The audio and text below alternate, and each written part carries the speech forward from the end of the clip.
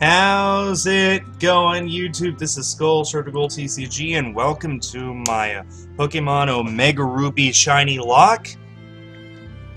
If the donation goal could please appear on the screen, that'd be awesome. Any second now? Just any second. We'll wait. We will wait. Nonetheless, she persisted. She being the donation goal, hopefully. There it is, yeah, just like I said, right on time.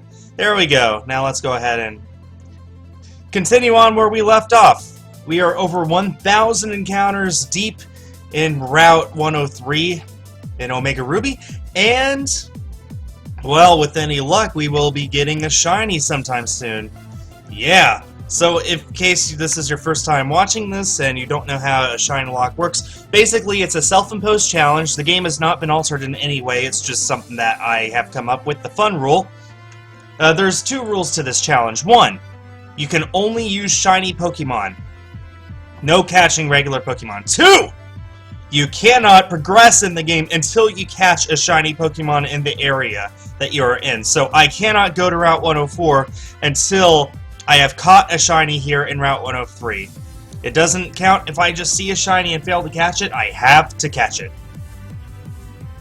How do you donate? There are two ways. You can either use the super chat button, which is the $sign underneath the chat, or you can use the link in the description of the stream. Either works. They all go to the same place, so yeah. Anyway, so I'm in a really good mood right now. Oh, by the way, the background music is by Glitch X City. A link to her channel is also in the description, so be sure to go check her out. She makes the best Pokemon remixes out there, so that's why I use her music so much. Anyway, I'm in a really good mood today. I really don't know why. I just feel, like, good. If you follow me on Twitter, then you'll see just a few minutes ago I was talking about planning out doing a Disney marathon leading to the release of Ralph Breaks the Internet next year, next November. If I were to watch one movie a week leading up to it, then I would need to start in mid-October. My plan this year was to watch just non-stop a Disney marathon in the week leading up to Moana. However, that week included the day that Pokemon Sun and Moon released, so I was unable to do that. This time around, I'm going to take it nice and slow, be able to enjoy each of the movies and not just be exhausted by the end of it. And the end of it is where some of my favorite movies are. You know, movies made within the last, 7-8 years are all really, really good. So, watching one a week will give me time to enjoy them, and if I happen to miss a day, then I can just make it up pretty easily, so that's what I'm going to do. Again, I don't even start until mid-October, but, this year, Snow White and the Seven Dwarfs turns 80, so Disney has been making full-length animated films for 80 years now, and I just think that's awesome.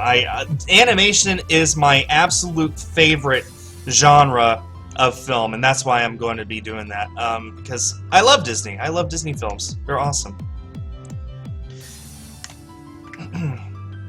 Anyway, so, other than that, what's going on in real life? Well, also if you follow me on Twitter, you'll see that I was just walking around the mall with Sadase the other day, and we went to Barnes & Noble, and she was reading her Bleach manga like she usually does, and I just happened to look upon the Sword Art Online section, and I saw that Mother's Rosario had officially received a translation. So I put it out there. Anyone want to send me $15 PayPal real quick? And it was just a joke, but someone actually did, and for the life of me, I wish I could remember the name. I could just look it up, of course, but I'm kind of busy streaming.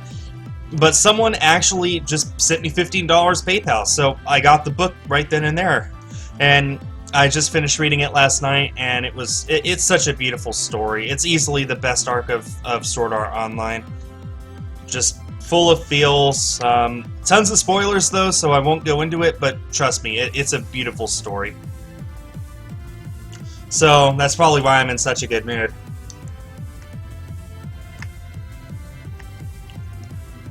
Also, I managed to actually get in 100 sit-ups. I said 50. I did 2 sets of 50 today, so 100 sit-ups today. Which I know doesn't sound like a lot, but for me, that's a goal that I've been getting towards for a while. I really want to work on getting my body in better shape, and I got to 100 sit-ups today. So that was a big goal for me that I hit, and I feel really good about myself, so I celebrated by eating a bag of potato chips and probably losing all of the... gaining back all the calories I lost, but oh well. Yeah, I need to get a shiny, I agree. I really want a shiny. I really, really want a shiny. A shiny would be awesome. It would be really nice. You hear me, Nintendo? Send me a shiny right now, because you can control something like that, absolutely.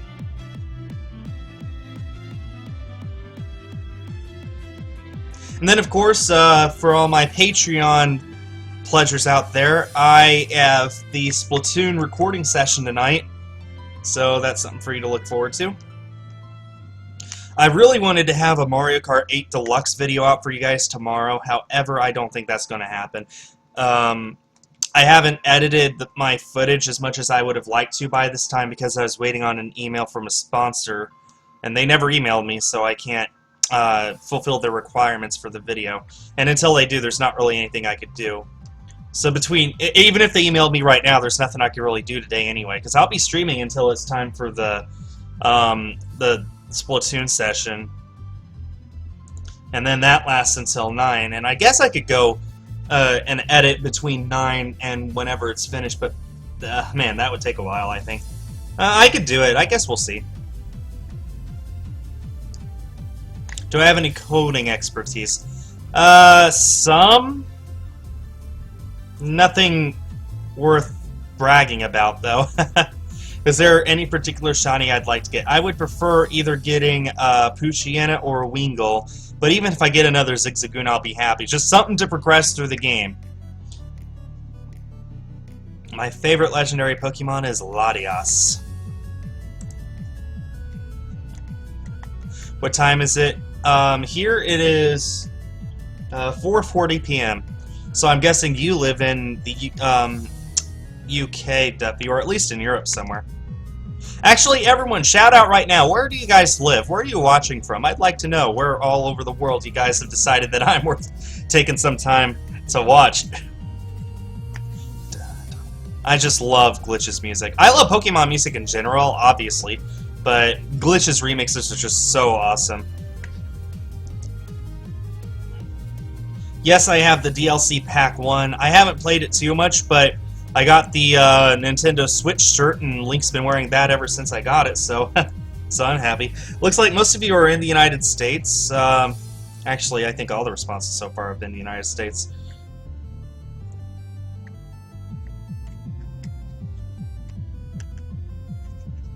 But yeah, I kind of figured most of you were in America.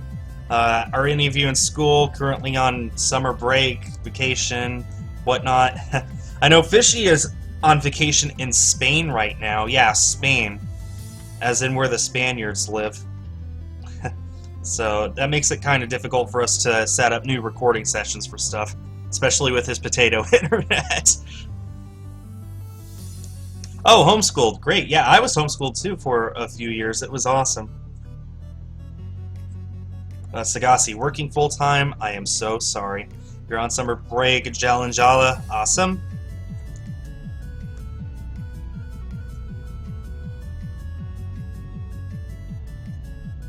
Oh, you're not on vacation? You're in vacation. How interesting. What's the difference? I would love to know the difference.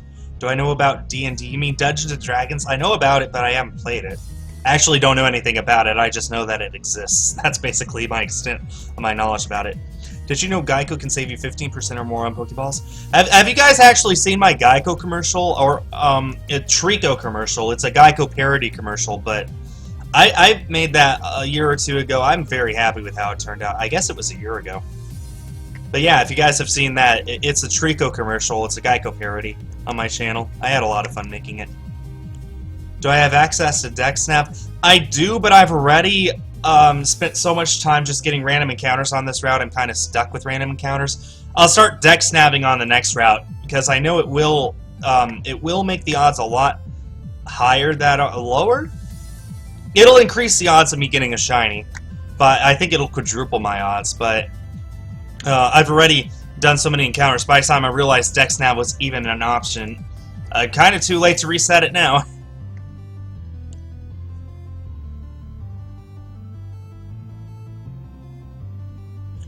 Animal Crossing on Super NES. Was there an Animal Crossing on Super NES? That's news to me. I thought it started with the GameCube. Interesting. 1 in 308 of DexNaving. That doesn't sound correct. I think even with the Shiny Charm, it's only 1 in 512. So without the Shiny Charm, that means it's a 1 in 1024, which is better than my odds right now, 1 in 4096. But still, it would take a while. Not to mention, I don't have. It's hard to explain. Really, I think that in the long run, even though DexNaving odds are better, I think it would take about the same amount of time as just getting random encounters, because you have to be so careful when DexNaving. It's just, I'll DexNav on the next route, but I'm pretty sure it's going to take the same length of time. Even if it is a quarter of the encounter rate, it's still the time, the physical time you have to pour into it that makes it different. That makes it about the same. Let's see, today is the final day of June, which means tomorrow begins July, which means this is the 4th of July weekend coming up. America turns 141 this year, so 241 this year, my bad. So that means in 9 years it'll turn a quarter of a millennium old, which is awesome. That should be great. That's still 9 years away, of course. Let's see what else. Let's see, Splatoon 2 comes out next month, of course. Just 3 weeks. Splatoon 2 and the Pro Controller and all those amiibo. And not to mention the Joy-Con controllers, which I don't think are even going to come out over here. I think they're going to be exclusive just to Europe and Japan. That's so stupid, thanks Nintendo. If I get them, I'm going to have to import them. And even worse, it's not one color for each hand. It's left is green, right is pink. There's no left pink and right green.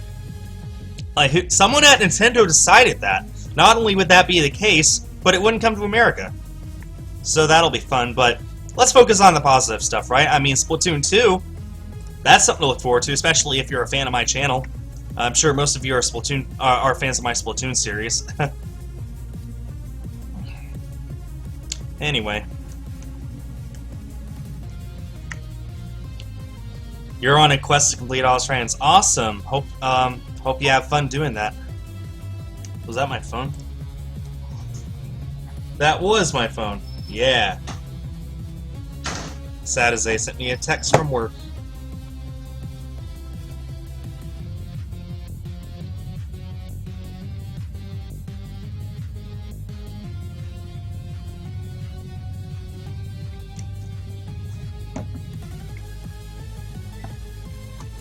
What is the worst legendary Pokemon? Well, does Fione count? Because if so, Fione, and if not, Regigigas, in my opinion, of course.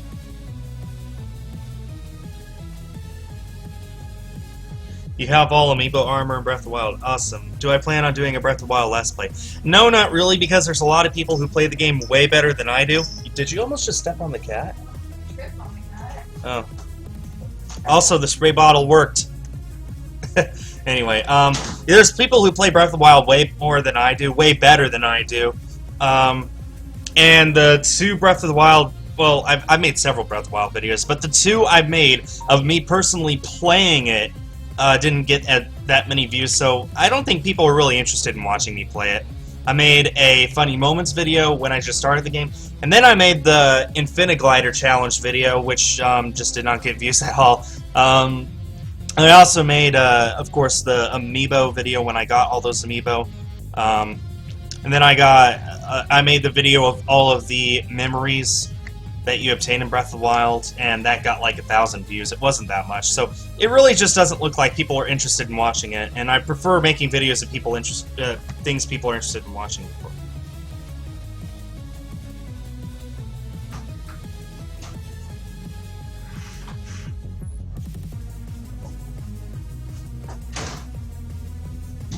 Sorry guys, I'm replying to this text, it's important.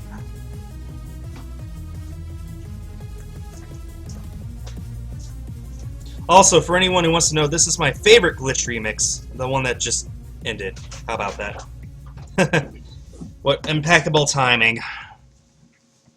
What is deck snapping? Here, I'll show you real quick. It's where you run around until there's a Pokemon in the bushes sticking out, waiting for you to pop out. There's one now. Where is it? I'm going to guess it's up here.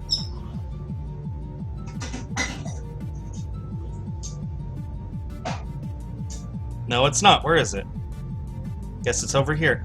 Then you have to sneak up to it. It's not over there either. What the heck? Where is it? That was weird. Well, I get all of the new amiibo. Well, here's the thing. There's 2 amiibo even right now I don't have. The Majora's Mask Link and the Twilight Princess Link. I didn't get them because they were store exclusives. As I recall, I just flat out missed on Twilight Princess Link, the pre-orders for that. Majora's Mask Link was a possibility, but I skipped over it thinking I could just hunt it. And the problem with both of them is, at my local stores, all of my stores for Best Buy and GameStop within a 50-mile radius didn't get any extras except to fulfill pre-orders. And I live in the Houston area, so 50-mile radius, that's a lot of stores that didn't get extras. So I did not get those 2. So I don't even have those 2. The ones coming out next month, the ones that I don't have accounted for are alternate Chrom, alternate Corrin, alternate Cloud, and of all things, the Inkling Squid. I do hope to hunt those as well, but knowing Nintendo, there aren't going to be any extras. At this point, you really do have to pre-order the games, the amiibo, or you're out of luck. Jal & Jolly, you can order them online, however, you can't order them at the stores, and if you were to get them off eBay, they're $40 to $60 each.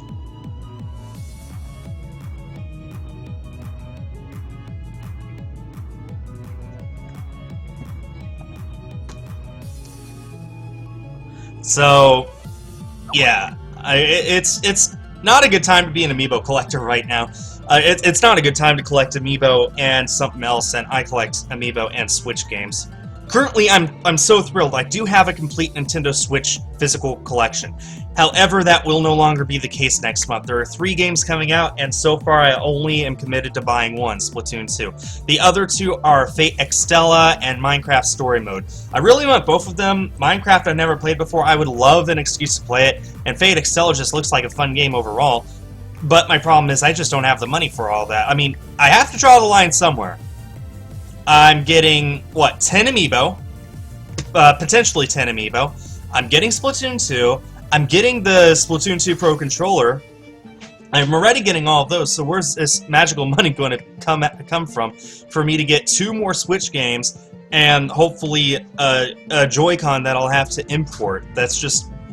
I have to draw the line somewhere. So I'll just have to be like, okay, as of June 2017, I had a complete Switch collection, and I should be happy with that. And I am happy with that. It's pretty awesome. It's nice that I actually do have... a complete collection of every single game currently available on the Switch from all regions of the world. So I have every American game and every Japanese game. Currently, Europe does not have any exclusives. When it gets some, I'll have to look into those, but yeah. Yeah, Sagasi, definitely donations, but I'm not going to set a new goal until this one is met. And in the long run, I think that a graphics card is more important and is more interesting to donate towards, for lack of a better word. More important to donate towards a graphics card than for glorified children's toys, let's be honest here. They stopped selling Wii stuff? No, they haven't stopped selling Wii stuff. I can tell you right now, I could go to my local Walmart and find a ton of Wii games there. They're on the clearance rack, but they're still selling them. I got Metroid Other M for $15 in the clearance bin the other day, and yeah. I'm never going to play it, but Metroid games are definitely going to skyrocket in price when Metroid Prime 4 comes out, so I need to get what I can now while it's cheap. So, They're still selling Wii games at the very least. You could probably even find third-party nunchucks and, if you're really lucky, maybe even the characterized Wii remotes at GameStop and stuff.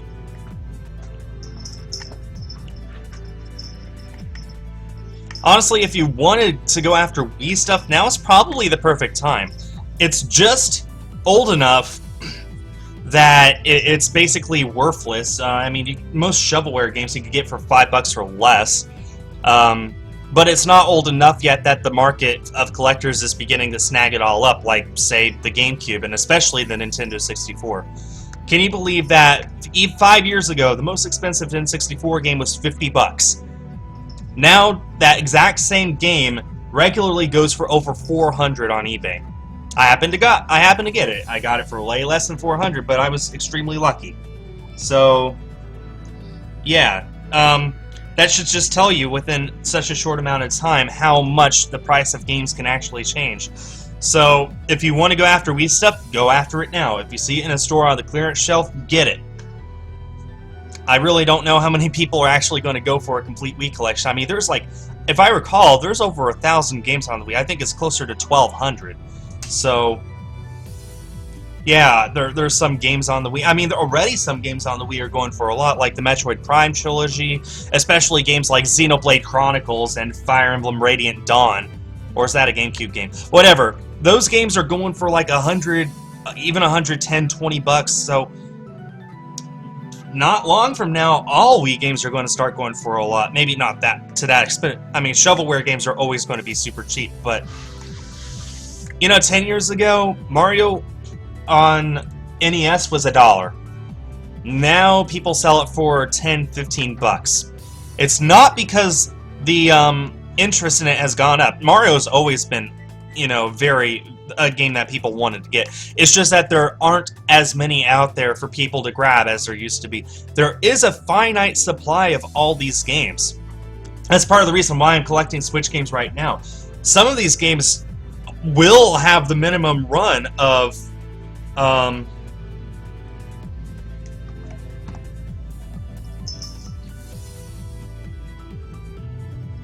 they will have the minimum run. I think I heard somewhere that Nintendo requires that you make a minimum of 5,000 copies of a game for it to have a physical release. Okay, Radiant Dawn is a Switch game, thank you. I thought so, and yeah, it's an expensive game now because Fire Emblem got so popular within the last 3 years. I mean, ever since Fire Emblem Awakening came out, the interest in Fire Emblem just skyrocketed.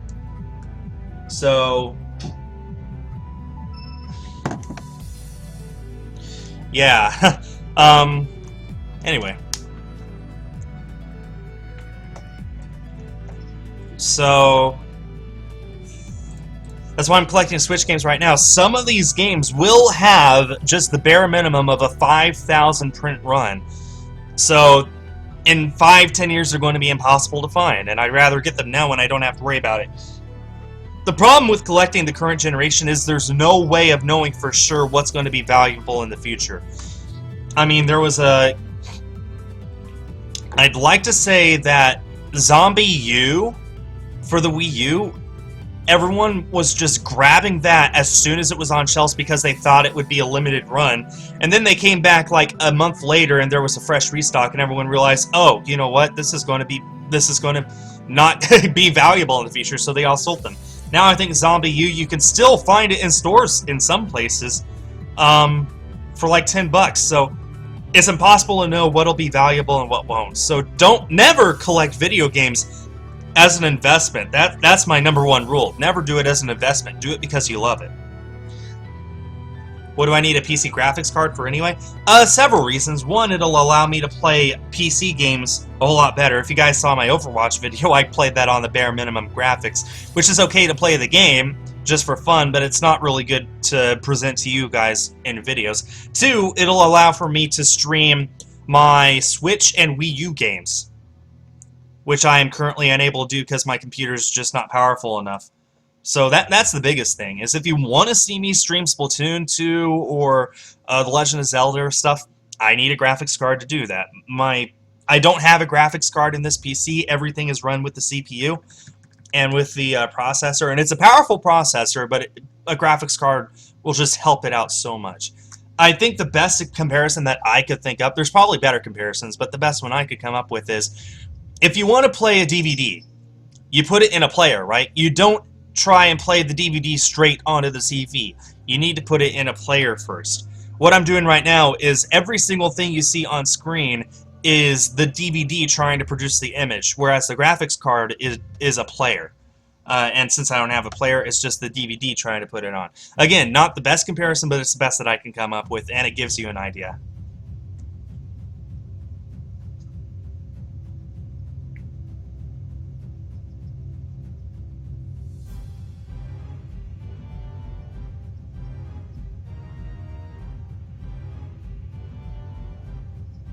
Sorry, guys. Once again, sending a text. Hopefully that's one of my last ones. Then I can focus on streaming again. Awaken Suriko?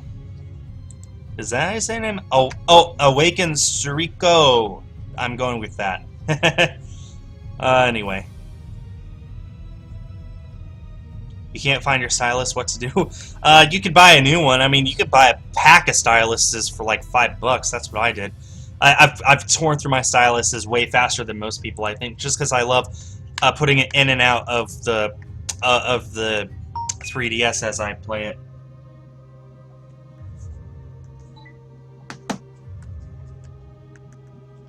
Anyway, Skul, remember you? Yeah, I remember everyone who pops on my streams. Hi, Crimson. Tonight we honor the hero. How are things? Things are going great. Even better if a potential sponsor could reply to emails in a timely fashion, but whatever. Oh, by the way, I don't know if you guys care, but there is a game that we previously thought would be a Japanese exclusive, but it will be releasing in the West. It's called Knights of Azure 2, Bride of the New Moon. It looks like it has a very big, well-developed, great-looking plot. I mean, as soon as I saw the picture, I was immediately drawn to the plot. So, yeah, I canceled my Japanese pre-order for that. I don't know if I'll be buying it on release day over here, but I really want that game. It looks really fun. So, until I do, I'm just gonna, well, cancel my Japanese pre-order and at least get my money back for that, because that was like $75 that I don't need to spend anymore. Seriously, if my rule with Switch games is this: if it releases here, then I get the copy here. If it releases not here, but it does release in Europe, then I'll get the European copy. And if it only releases in a specific country, then I'll be forced to get that. There are going to be some games that look like they'll be getting European exclusive releases, like a game called Constructor, the One Piece game. That's getting a release in Japan as well, but I'll take European over Japanese any day. Basically, if it has an English cover, I don't care what the language is. I just have a priority for where it is. But anyway, Knights of Azure 2, we thought was going to be Japanese only, so I pre-ordered the Japanese copy because I thought no way it's going to come over here. It ended up coming over here, so I just canceled my Japanese pre-order, and I'll be happy to wait a few extra months to get an English copy. Not only will it be cheaper, but it'll look nicer on my shelf as well. And the great thing about the Switch is, even if I did get stuck with a Japanese copy, if the game releases in English in some way, you can play it in English on your English Switch. The Switch is not region locked. It checks to see what languages are available for the game, and if one of those languages is the one that your console is playing on, then it'll play it in that language. So yeah.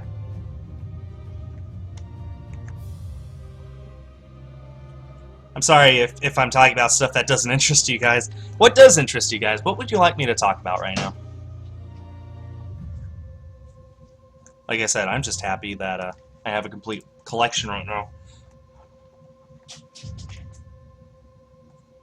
Okay, Jellicent, that was... I'm going to delete that myself. That was not appropriate.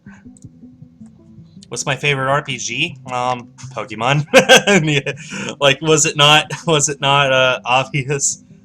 How's my wife doing? My wife is doing good. She's at work right now. Working very, very hard. So, very proud of her. She's the best cashier Walmart has ever had. Remember chicken? I like eating chicken. I don't remember anything specific about chicken.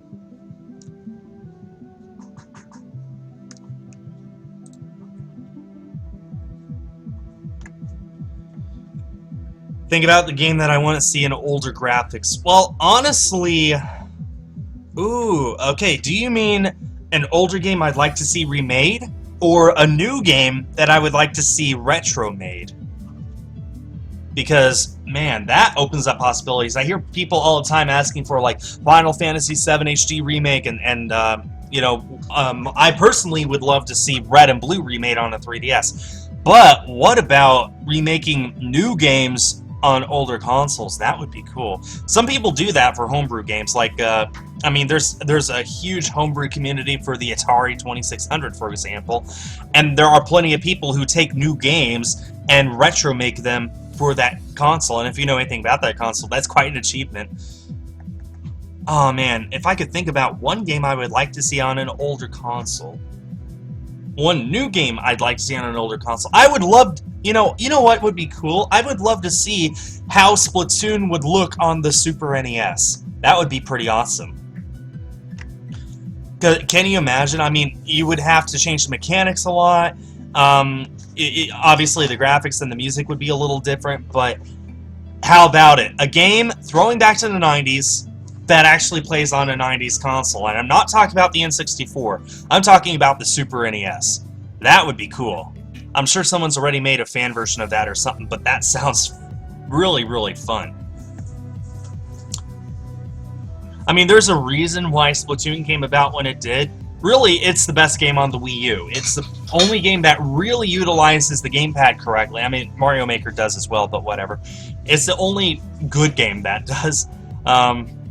It's just like the perfect game for the Wii U. If they had made it earlier, it wouldn't have worked out. If they had made it specifically for the Switch, it probably wouldn't have gone on as well as it did on the Wii U. I think that Splatoon on Super NES would definitely have to look different and play different, but I would love to see someone try and make that work.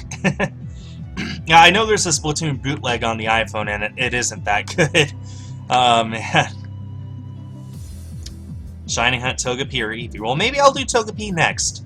I've already done Eevee, that's my thing. There's a highlight of the Eevee catch on my channel.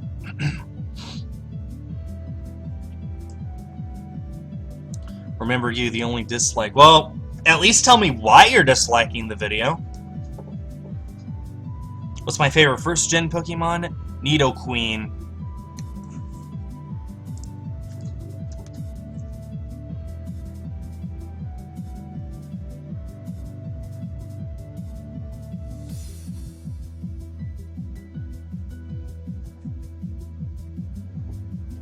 Oh man, I love this song. This is one of only 2 songs that Glitch has remade from the anime. The other one she did was rather recent. It was Latias's song. It's not exactly her song. It's a beat that plays whenever Latias walks around. It's called The Mystery Girl. So she made that from Pokemon Heroes, which, by the way, yesterday was voted by Japan as their favorite Pokemon movie, which is good, because it's my favorite Pokemon movie. Good, good. We're all on the same page. What Pokemon would I like gone? I don't know. I don't think it's fair to ask for less Pokemon. People are asking for more Pokemon all the time, and then the ones they don't like, they usually just ignore. They acknowledge that, well, unless you're Gen 1-er, you acknowledge that all Pokemon are actual Pokemon. If they don't look like a Pokemon, you say it doesn't look like a Pokemon, but at least you're like, it's in the game, I'm going to go ahead and get it for my Pokédex, you know, whatever. You acknowledge that it exists. And even for the Pokemon I don't like, they are Pokemon. That doesn't make it any less Pokemon.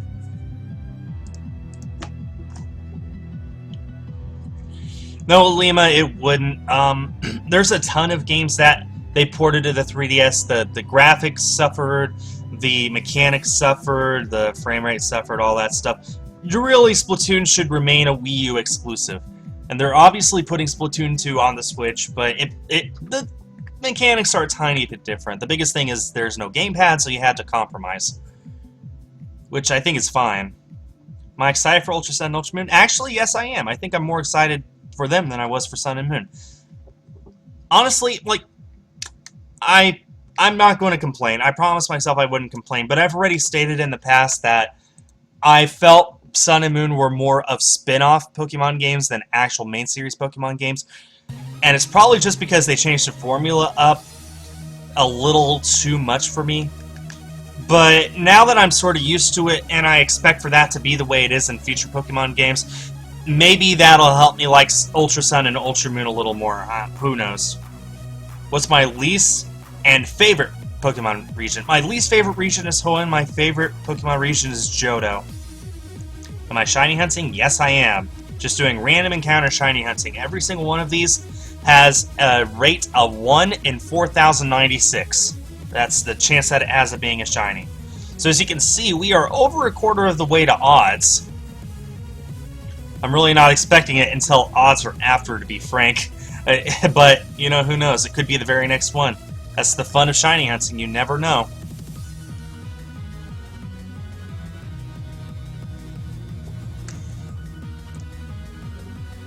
My favorite weapon for Splatoon is the 52 Gal Deco. What's my opinion on the black and white anime? Honestly, it's my least favorite anime. The first 40 episodes showed amazing promise, and then the Victini movies were very well done. And then after that, it just sort of went downhill. After that, it was very hard to be interested in it. X and Y was amazing, and then they just got horrible again with Sun and Moon. But, you know,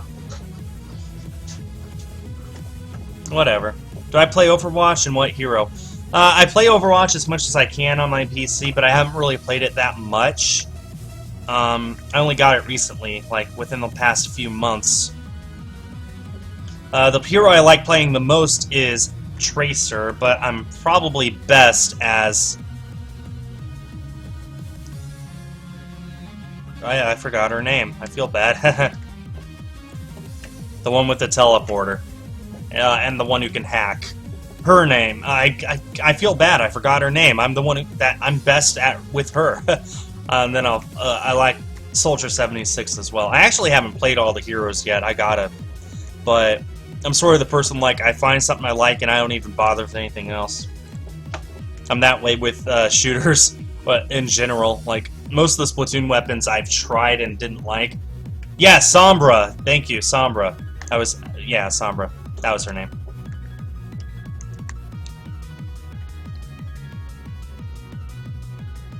Oh, don't get me wrong. Lily is the best character to ever come out of Pokemon. Out of everything Pokemon has ever made in the past 21 years, Lily is the best character to come out of it. I'm not saying that I didn't like everything of Sun and Moon. I mean, I like something from every Pokemon game. I mean, my least favorite Pokemon game is our Pokemon Ruby and Sapphire, and yet my favorite legendary is from that region, you know, Latias. So I absolutely love Lily. She's the best character to ever come out of Pokemon, but I just... well, Sun and Moon, my biggest problem with it was the unskippable cutscenes. There was just so many of them. But a lot of people liked that. They liked that Sun and Moon are more story-driven than having to worry about catching Pokemon and strategizing and all that stuff. And you know what? If you like it because of that, good for you. Why do I think Lily is the best? It's not I think, it's a fact she's the best. Like, the only one who comes close is Anime May. May, I like her. She's my favorite Pokegirl from the anime for the simple reason that at the beginning of the Advanced Generation series, she hated Pokemon, she didn't like them, she got as far away from them as possible. And throughout the series, she slowly matured and slowly started liking Pokemon, and then by the time you get to Pokemon Ranger and the Temple of the Sea, it got to the point where she literally loved them like her own children. Which, you know, you can't get much better character development than that. That's more character development than Ash has been through in the past 20 years. Lily's thing is not exactly that she hated Pokemon, but she got to the point where Pokemon in general But Nebby in particular filled a part of her life that was just completely missing, and that she didn't realize was missing until she met Nebby. And then the connection that she had with Nebby throughout the games, and towards the end of it, when she finally decides, you know what, I'm going to be a Pokemon trainer. That just tells you that she just did a complete 180. She went from this timid, shy girl to being completely confident and got to the point where she loved Pokemon so much, probably more than any other person in the world. I think if we see her in Ultra Sun and Ultra Moon, she will be the best trainer ever. I don't think anyone will even come close. Yeah, I just love Lily so much, so... Like I said, not everything in Sun and Moon was bad. It's just I didn't enjoy the games my first time around, or my second time around, so hopefully Ultra Sun and Ultra Moon are different, and I do enjoy them. Do I have any Poke Waifus? I plead the fifth.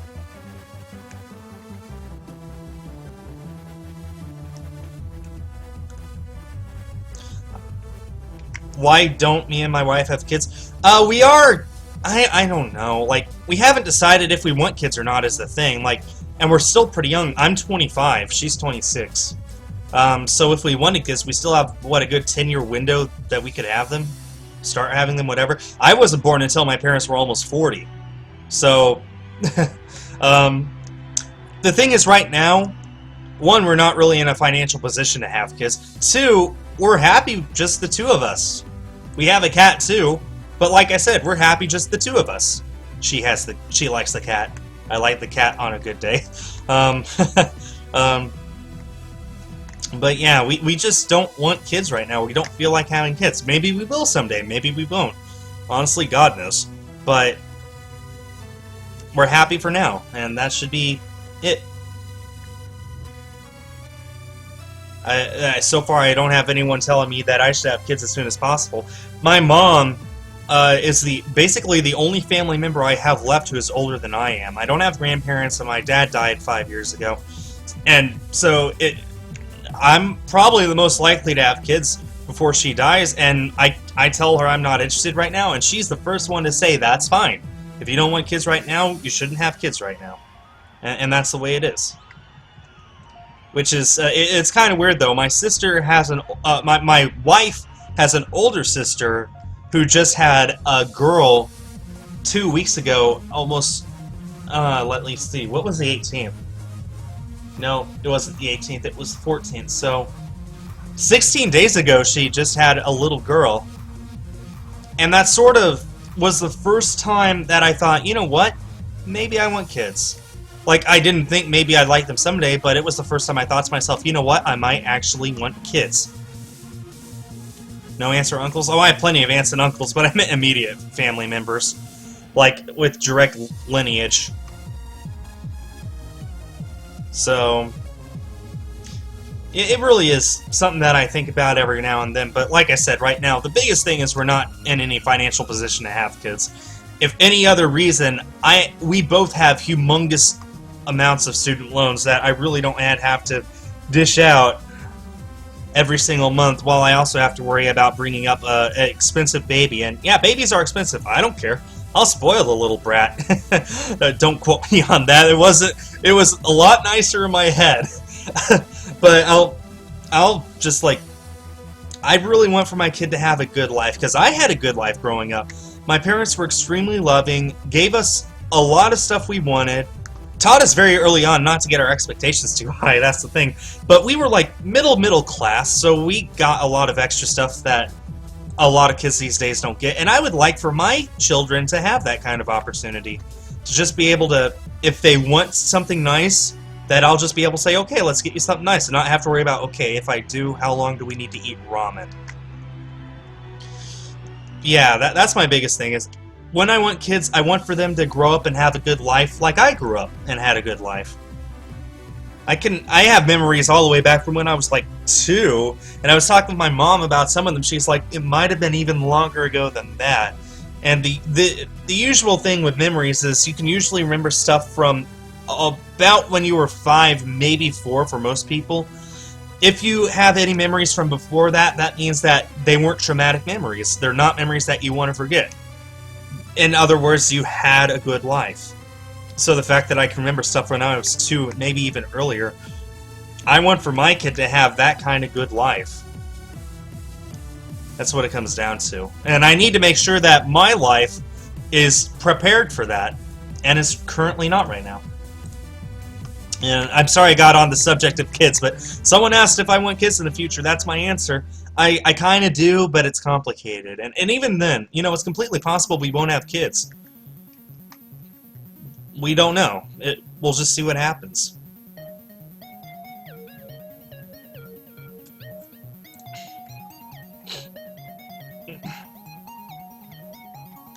Oh, don't worry. When I have kids, I'm not going to get them a cell phone or anything until they're like, I don't know, 11, 12. It won't be for a while. I didn't get my first cell phone until I was 18. And even then, it was only out of necessity because I lived in a different state from the rest of my family. I'll probably get my kid one a little before that, but again, it'll be out of necessity because I'm sure, you know, even if I had a kid next year, imagine what technology is going to be like in the year 2030.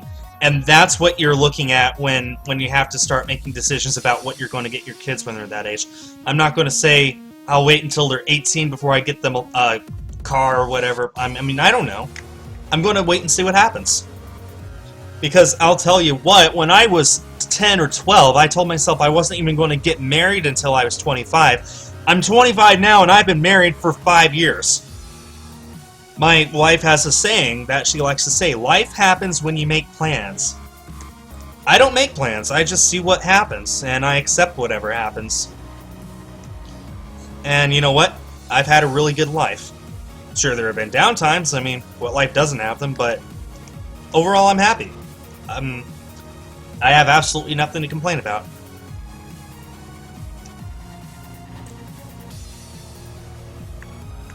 Don't worry, I won't give them a phone when they're a baby or a toddler. I won't give them even a tablet.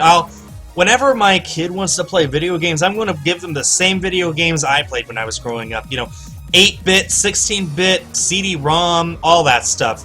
64-bit wasn't even... Oh, wait, there's a Pokemon up there. That's a Wingull. Let's hope this is shiny. So this is what deck snapping is for the person who wanted to know earlier. Also, this is the encounter where I got the shiny Totodile last time. So who knows? Nope, no shiny. But yeah, 64-bit 3D graphics weren't even a thing until I was 5. So I'm going to make sure my kid doesn't know that. What?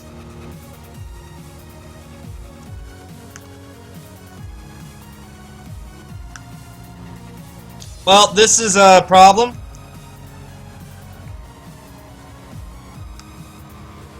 This is most definitely a problem. What do I have? Battle items? Nope. Pokeballs? Nope. HP. I got potion. This is definitely a problem. Do I like May or Dawn? I like May more, but Dawn is just as awesome. There we go. Lesson learned. Don't deck snap, kids. That was the first time that since I've started this game that I couldn't get away from a fight.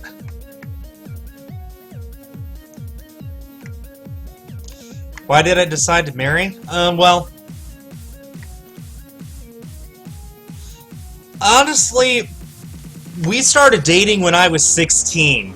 So, by the time I turned 20, well, really 19, I guess we both realized that we had dated for 3.5 years, and at some point, we either should just get married or stop dating, because what would be the point? Honestly, in my opinion, the only reason to date someone is with the intention of marrying them. If it's obvious that you won't work together as a couple, then stop dating. But we were working well. Honestly, we had like 0 issues by the time we decided to get married, by the time I proposed to her.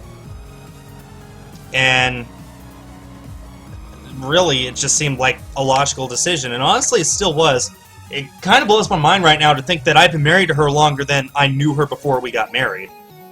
I knew her for 3.5 years. I've known her now for almost 9, and more than half of that we've been married, so...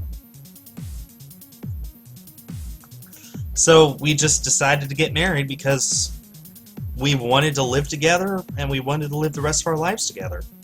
So that's exactly what we did. And it's been the best 5 years of my life.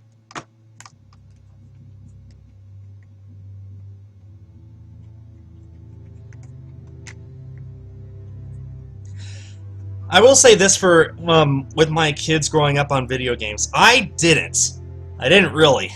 My dad had a computer that he let me play games on every now and then, but he was an engineer, so he mostly used his computer for work. Other than that, when I was growing up, like for the first 10 years of my life, whenever I played video games, the only ways I could were if I rented it from Blockbuster, or more likely if I played it at my neighbor's house. My neighbor was the same age as I was. He had an NES. I don't recall him actually having a Super NES, but he also had an N64, and I played games there all the time with him. Just all the time. And he also had a Game Boy, so that was my exposure to the Pokemon games, was just playing them on the Game Boy, on his Game Boy. I mean, I didn't get my very first console, my very first Game Boy that I got, I didn't get till I was 10, and it was the original Game Boy that I got in 2002, so right when the Game Boy Advance had come out. So, yeah, I didn't get caught up on the current generation until I got my Wii U in 2014 even. And now, of course, I have tons of gaming consoles, both handhelds and regular consoles, home consoles. I mean, I have a wide collection. I just dropped my cup, but it was empty, so we're all good. And that's something that my kid will have that I didn't, is access to basically any gaming console and game that they want. But even so, when they're younger, I'll start them out small. I'll start them on the Atari, because that's simple. It's easy to understand.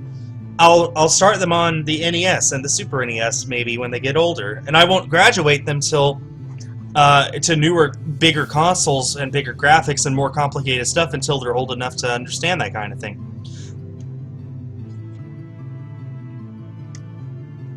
So they'll have a wide range of video games to choose from. I'll probably still limit the amount of video gaming they can do in a given day, but that's something that they'll have that I didn't. And I can't say that it was a bad thing I didn't have it. It just is what it is. But I was talking with my mom recently, and I asked her if she ever saw me doing video games for a living when I was growing up. She said no, because when I was growing up, the thought wasn't even in people's heads. They thought maybe you can make a living from programming video games, but I didn't ever show interest in that. I still have no interest in that. And and the thought of making money by just playing video games, it was just unheard of in the 90s. It really didn't even become a thing until around, you know, nowadays, like within the past decade, if that. It's probably been more like the past 5 years. So, man, like, it was so surreal to her. We were eating dinner, and one of the waiters came up to me and said, "Hey, do you have a YouTube channel?" And I said, "Yep." Is it Skul Shirticle? Yep, that's me. Oh, that's awesome. I just want to say I'm a big fan of your channel. And we took a picture. And that happens every once in a while. I won't say often, but maybe 2 or 3 times a year.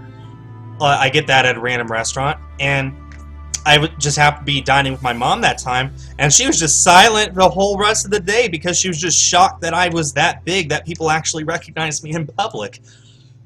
And that was when it hit her that this is my job and I've kind of gotten successful at it.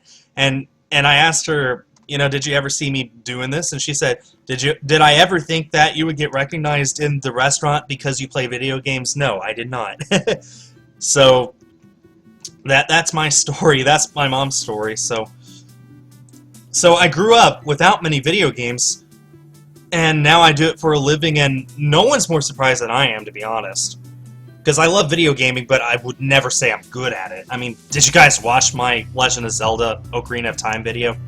Seriously, I couldn't even get past Bongo Bongo. So, please come to the UK. I actually went to the UK about 10 years ago.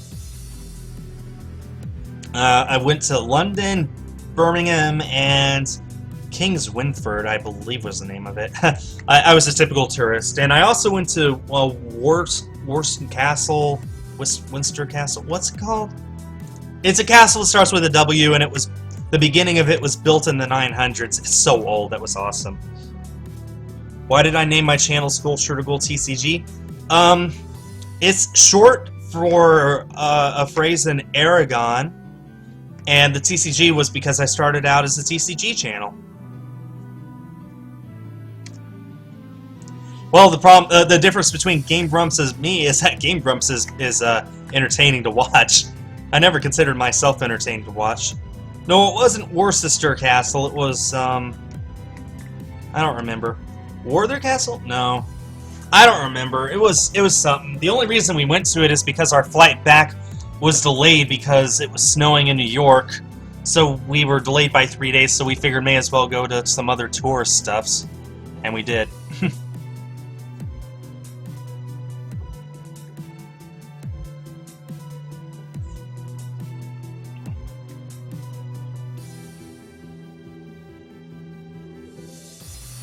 But yeah, I did visit the UK. I'd love to visit all sorts of countries in the world someday. It's just, one, I would really need a reason to go. I can't just go on vacation, see the sights, and call it good. It would be nice if I actually had a reason to go to most of them.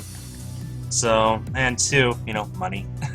No, my real name isn't Jack. It is the name I go by in real life. I prefer being called Skul on the internet, though, because my real life and my internet life, I like to keep as separate as possible. And then my real name is such a secret that no one actually knows what it is, even in real life. The only people who know are my immediate family. Not even my aunts and uncles and cousins know what my real name is. I prefer to keep it that way. It's one of the few things that I have left that I can call my own. Windsor Castle. No, it wasn't Windsor Castle. It wasn't Windsor. It started with a double. This is driving me bonkers. It wasn't Windsor Castle. It was let me see. Let me Google this real quick. Castle W I maybe? English Castle W. No, it's not giving me an autocomplete for that. It's like castles that with weddings or windows or whatever. No, I'm looking for a specific castle. No, it's not Worcester Castle and it's not Windsor Castle. I know those two for sure are not it. I don't remember what it is.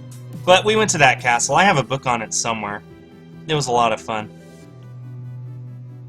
Me and my dad, when I say we, it was just me and my dad. He had a business trip in England and he took me with him. Because I was homeschooled and we could do that. I feel bad because I actually didn't do my homework while I was there. But, yeah, whatever. Are there going to be more Disney videos coming up? Yeah, absolutely. It's just not really a priority right now, that's all. The next video will be my day at Epcot. Sad as they went scuba diving while she was there, so I got plenty of footage for that. That's awesome. So it will be up soon, I just don't know when. Did I, get an injection of peace? No, I'm just trying to be less negative. It's sort of a little something that I told myself I need to do.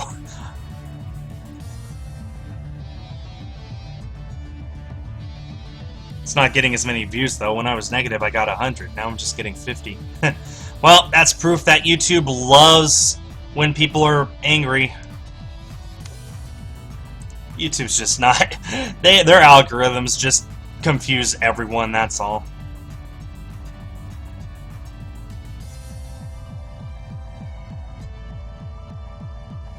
Well, who knows, Crashy? Maybe I'll visit Europe sometime and I'll be able to see you. I really wish I could have an excuse to just go over to England for an event. Like, I know Maryland constantly travels all over the world for various Pokemon Symphonic Evolutions, but the difference between me and him is almost all of his extra money he just puts towards future vacations so he can do that sort of thing. All my extra money goes towards stuff to help complete my collections and stuff. Honestly, if I put every one of my spare dollars towards a vacation, I could probably travel all over the world probably once or twice a year.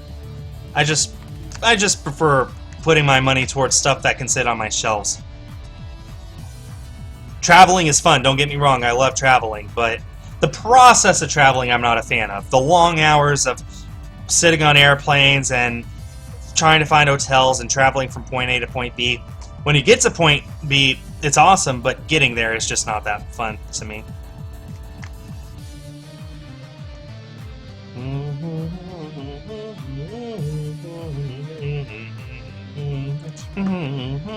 Warwick Castle, that was it. Thank you so much. Warwick Castle, that's the one I went to.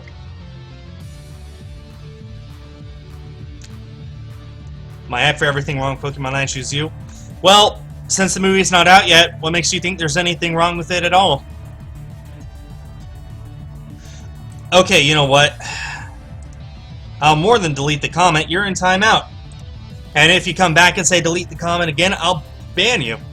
Sound good? It's up to you.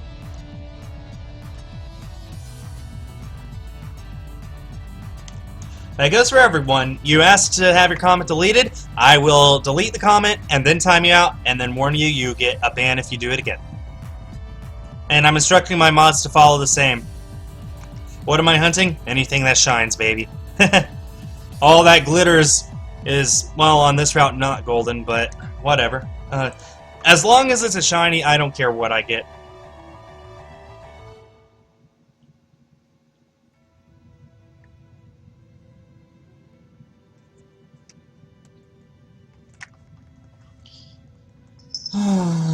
Okay.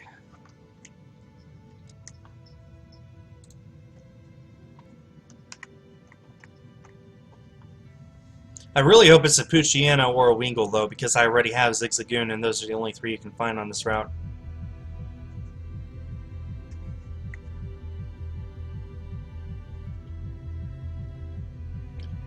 They didn't throw Latias out like trash. What are you talking about?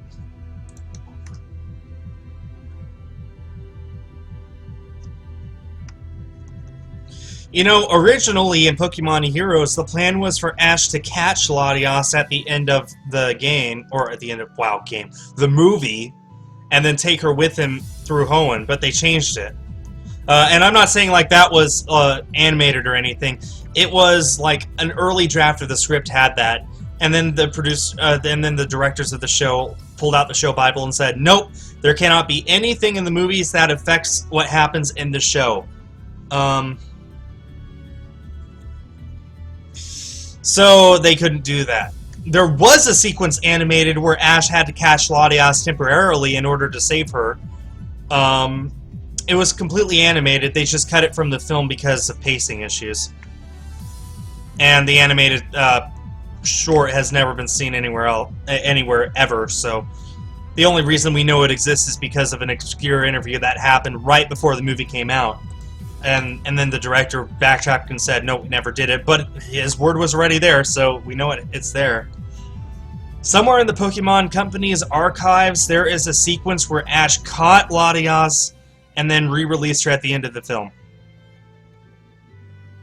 What are the odds of getting a shiny? 1 in 4,096.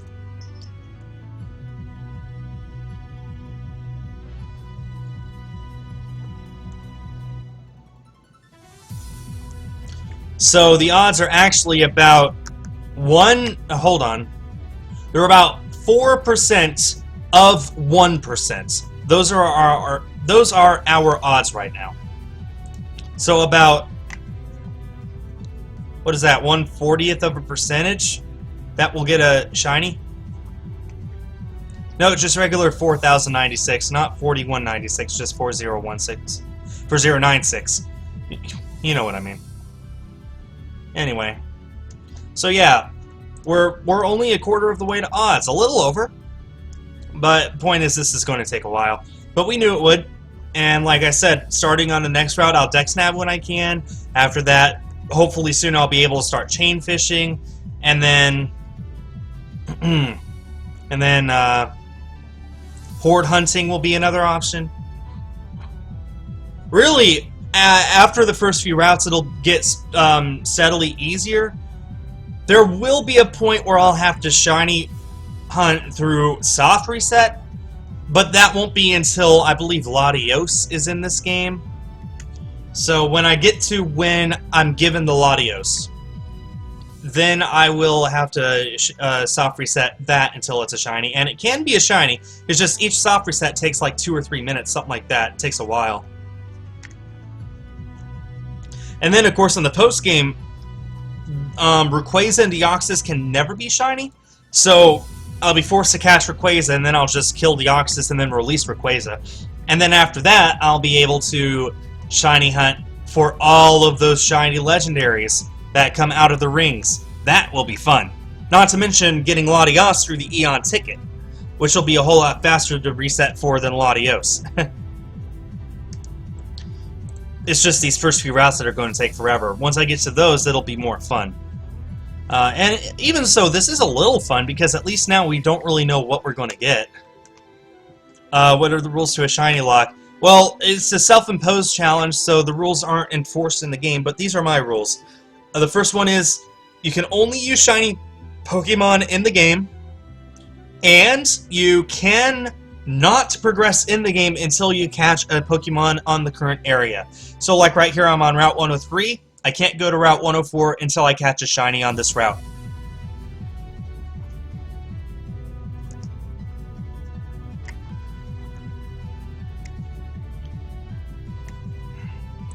Those are my rules. I know A-Drive did a ShinyLocke a while ago, and what he did was he would look for the Pokemon he was trying to catch on a route, catch that, and then Dex Nav for it, because it was already registered in the Dex Nav at that point. I'm not allowing that. I cannot even catch regular Pokemon.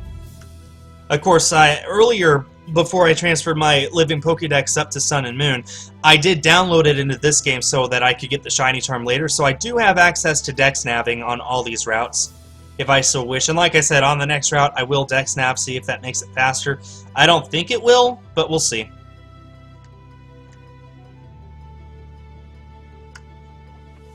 Who's my best friend? I don't know.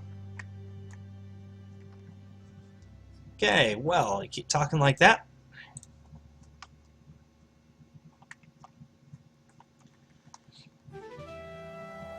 I feel like we already heard this song before today, or am I just thinking things?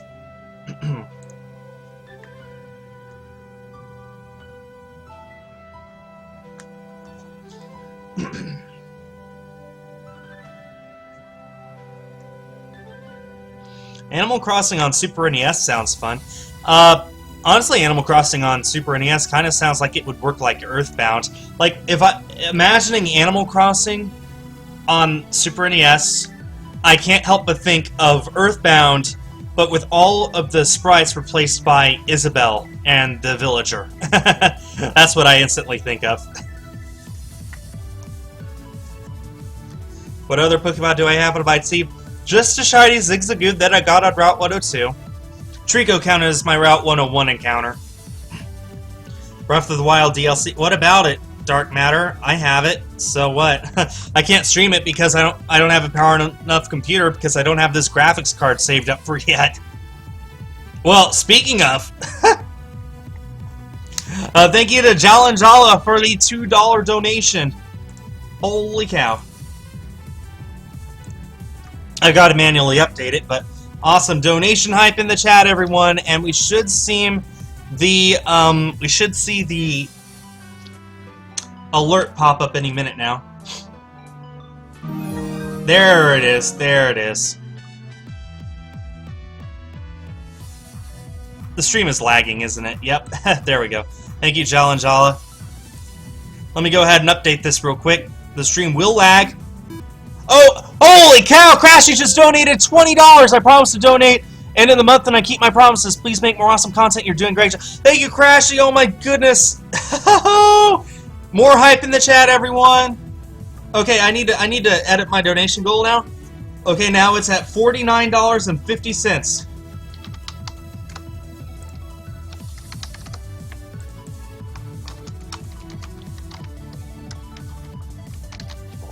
Okay, 7/31, 2017. There we go. Thank you so much. Look at that. We are 9.9 of the way there. We are almost 10% of the way there. Thank you so much, guys. You guys are so awesome. Jala and Crashy for the win. Oh my goodness, that's so awesome. Thank you so much to both of you. Thank you, thank you, thank you. And of course, it will go towards that graphics card.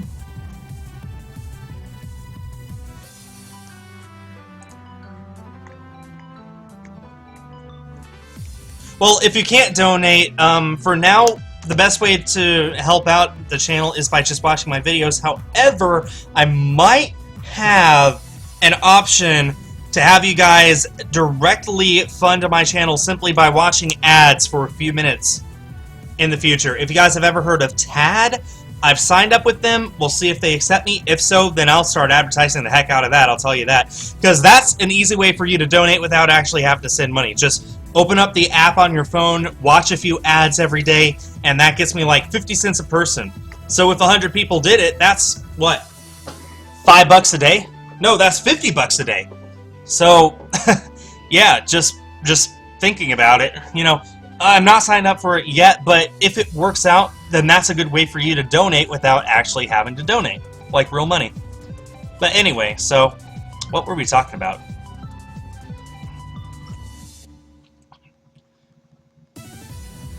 What were we talking about? I don't even remember.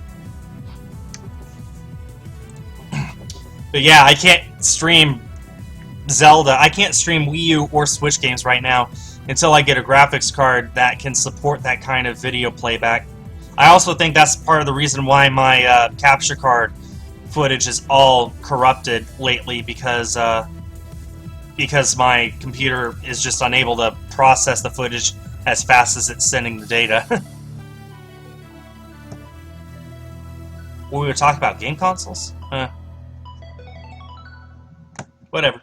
But for now, if you want to support the channel, all you need to do is go and watch my videos with the ad block off. Basically, if an ad loads, I directly get money from that ad, and once the video loads, it counts as a view, and the view tells YouTube's algorithm that people are watching this video. Let's recommend it to more people so they can watch the video. So, especially for my videos that don't get many views, that's a great way for you. We just got another $5 donation from the Thundering Great Sword. Oh my goodness, thank you so much. Hype in the chat again, everyone. So now we're up to $54.50. Look at that, over 10% of the way there. Hype! What about YouTube Red? YouTube Red works differently. Basically, with YouTube Red, you watch my videos, I get money. You obviously don't need YouTube Red, obviously. It's just, there are some benefits to having YouTube Red. I have it myself, but you don't need YouTube Red to support the channel. If you just so happen to watch YouTube Red and you watch my videos, great, I appreciate it. So, but yeah, like I said, you want to support the channel, just watch my videos, sit through the ads. If there's the skip ad button that pops up, then you can go ahead and skip it, but as long as the ad loads, that's all that matters. So, if you want to support the channel, watch my videos, sit through the ads, that's all it takes. And if you wish to donate money in the meantime, I mean, it definitely is all going towards a good cause. Graphics card, so I'll be able to get better streams for you guys in the future. And also, hopefully, be able to play PC games. I mean, I have Overwatch. I'd love to play Overwatch for you guys. The amount of views on that first video I posted shows me that you guys really want to see it. But I want to be able to give you good footage and not just not just crap footage and call it good. Collab with Gary and Riva. I've already done it like 4 or 5 times. Why should we do it again? There are plenty of other people who deserve a chance. My main in Smash 4 is Yoshi.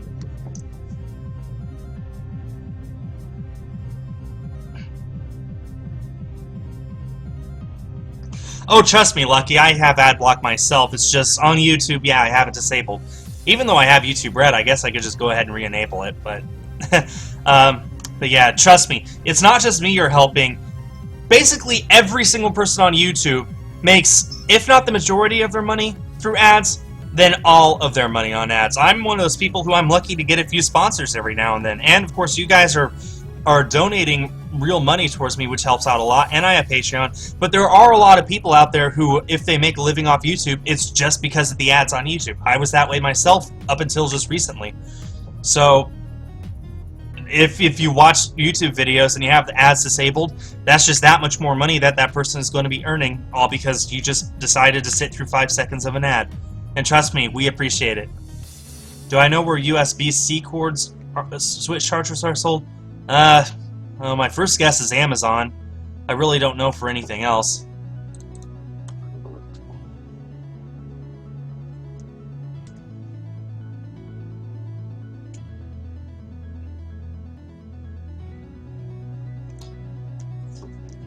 Yeah, I actually haven't played Smash 4 in so long. I'm probably incredibly rusty right now. I'm trying to think. I was really good at Yoshi. I was really good at Greninja for the longest time, till I started playing it like you're actually supposed to play it, and then I started sucking. I'm really good at Yoshi. I'm actually really good at Yoshi. I'm pretty happy with how I am at Yoshi. I'm trying to think about who else I'm good as. I'm having a hard time remembering what else I'm good as. Guess I'll have to look it up and see. I don't know. Oh, don't worry, Crashy. I will have a Skul shirt up for you to buy, hopefully next month sometime.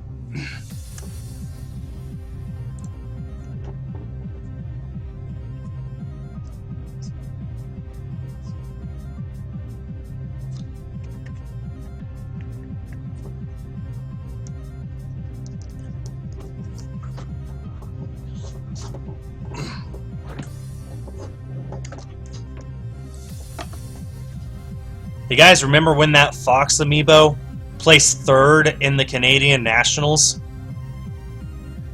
That was hilarious. When an amiibo is better than all but 2 people in the entire country. That's just funny to me. Yeah, Alex, I don't care. The views aren't what mean anything to me. It's the, it's just the fact that people are here right now, taking time out of your day just to watch. That's what I care about. I care about everyone who's in here right now watching. You guys really make this the best job in the world. You specifically, I'm talking to you. You who are watching the stream right now and listening. That think I'm not talking about you. Yes, I'm talking about you. Thank you for being in here. You are what make this job awesome. Why can't you ask for shoutouts? Well, frankly, because what good will a shoutout really do you? Do you just want to hear me say your name out loud? It's not like me giving you a shout-out will draw people to your channel. I mean, that used to be the case, but on YouTube, that was like, man, like 5 or 6 years ago.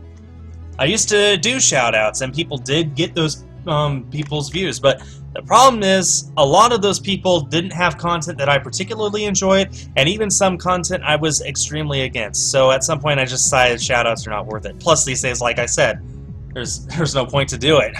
There's literally no benefit to me giving you a shout out. Don't worry, I read all your comments. I see every single comment that pops in the chat. You guys are typing at, according to my analytics here, you're typing about 13 messages a minute, which is what, about 1 every 5 seconds. So I see every single comment you guys are sending me. My stream just froze. Okay, there we go. That was weird. High CPU usage. I wonder why. That was... Okay, why did it just spike there? What's going on? Let me open up the task manager. Oh... I just got a little alert that said Overwatch now playable. So somehow Overwatch was downloading an update in the background, even though I don't recall opening up the Blizzard app since my last restart. Whatever.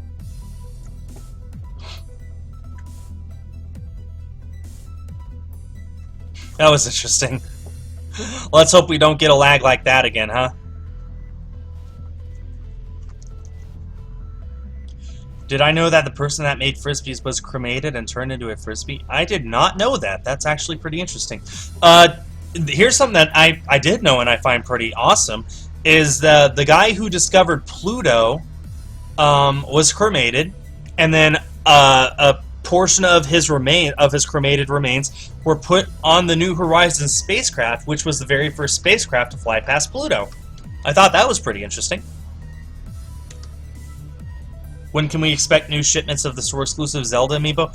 I'm honestly guessing 6 months from now, there will be a restock, and it'll no longer be a store-exclusive. Like, the Majora's Mask Link, which is currently a Best Buy exclusive, you could go and find in Toys R Us in 6 months and just get it off the shelf. That's what I think.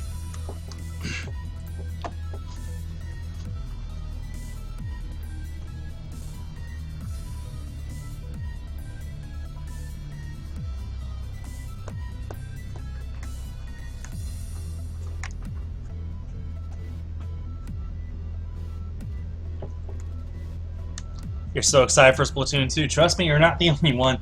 I'm really looking forward to that game. Hopefully we'll be able to play a lot of footage for you guys. A lot of videos. Well, cool, Orange Fox, let me put it this way.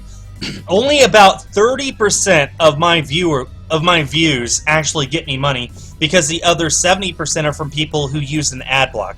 So theoretically, I could be making 3 times the money I'm making right now from ads or more if every single person sat through the ads. I wouldn't say that most YouTubers hate ad block, because they do understand there are, no one wants to sit through ads. It's just, I think for me personally, I'm frustrated with the people who try and insist that them using ad block isn't taking money away from me, even though it is. Like, they're trying to tell me that as long as the ad is programmed onto the video, when the video loads, then I get money. And no matter how much I explain to them that's not how it works, they are so insistent. And at some point, I'm like, you know what? There's no point in talking to you anymore. You would think, since this is my job, I know what I'm talking about, but you would not believe the number of people who use their logic to justify keeping ad block on just because they don't want to sit through 5 or 10 seconds worth of ads. I mean, I get it. I don't want to sit through ads either. That's why I got YouTube Red. But it was as an alternative to sitting through the ads. I haven't used ad block on YouTube in over 5 years since I myself became a YouTuber. So I wouldn't say most YouTubers hate ad block. It's just, we wish that you would at least consider an alternative if you watch our videos a lot, but you have ad block attached. I mean, for a lot of YouTubers, they're like, okay, here's Patreon. If you donate $1 a month, if you watch my videos, then I'll consider that in exchange for you using ad block. Like, that's fine. There's some people who are like, look, can you just disable ad block for my channel only? It's easy enough.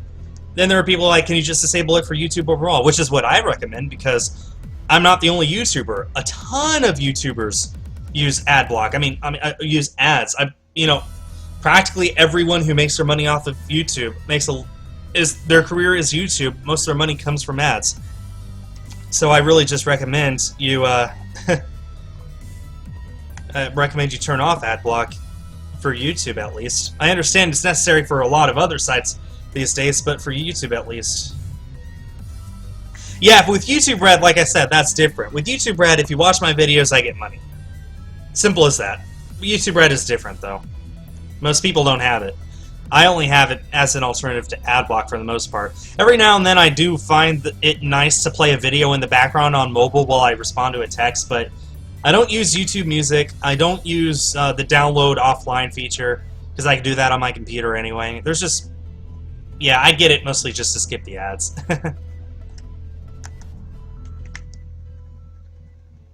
Anyway, well, I hope that answered your question.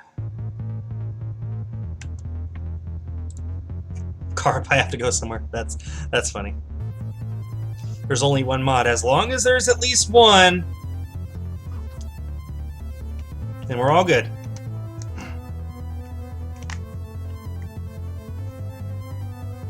What are my PC specs? Well, I wish I could tell you exactly what they were. And I also wish I could tell you what graphics card I'm going to get, but the thing is, I'm not even thinking about what I'm getting until I get the money for it, and then I'll just look around, see what falls under that price range, and get the best one that I think will work. Basically, I asked the chat what they thought a good goal would be for the graphics card, because, as you know, they can cost anywhere from, like, for a good one, 300 to 1,000, and everyone basically said 500 is a good goal, so I set it for 500. Then once I reach the goal, I'll look and see, okay, what's a good graphics card for 500, and get one. My PC specs. It has an AMD processor, not Intel, but after a quick Google search, it looks like it's about halfway between the power of an i5 and an i7. So it's pretty high-end AMD processor. I have currently 8 gigabytes of memory, one of those. And I could always just get another stick or two for more. You know, that memory cards are really cheap, so it's no big deal. What's my favorite body part? I plead the fifth.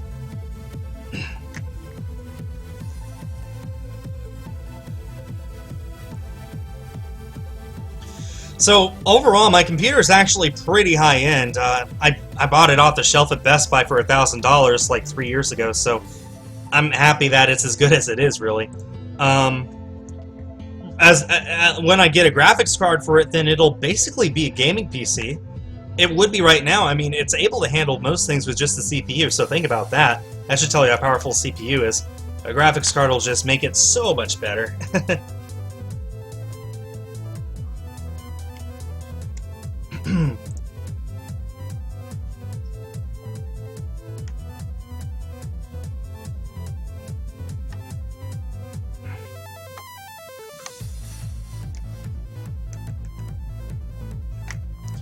Anyway.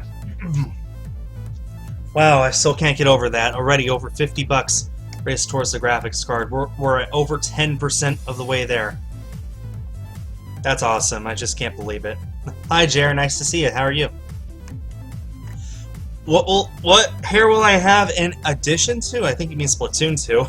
I'm looking, you know, I'm hoping to have the Inkling Girl and then have the short bob hair. The one that the pink-haired girl has on the cover of the game. You guys know what I'm talking about. That's probably what I'll have. But I'll take a look and see what all hair design options there are when I get the final game, because I'm sure there are some they haven't revealed yet. Favorite Pokemon game is Pokemon Silver.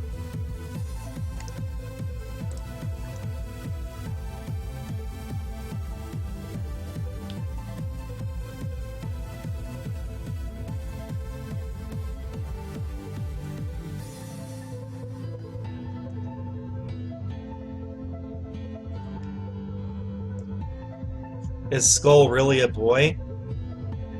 Well, if I'm not, then someone should probably tell me. Because I've been a proud guy my whole life.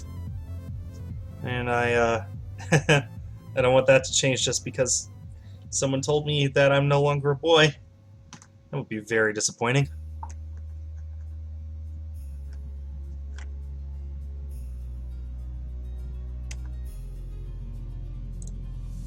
Why did I choose the Inkling Girl? Because I like the design more. I almost always choose the girl characters in games, just because I like girls more than guys.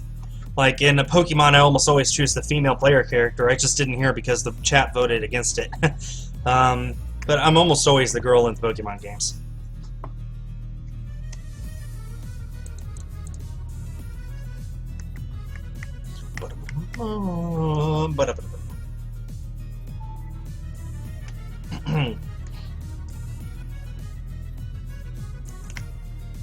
Does Skul like potatoes? I like potato chips, and I like French fries. So, yes.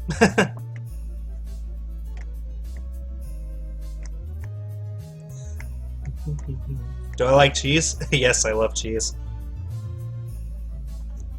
My favorite kind of cheese is American.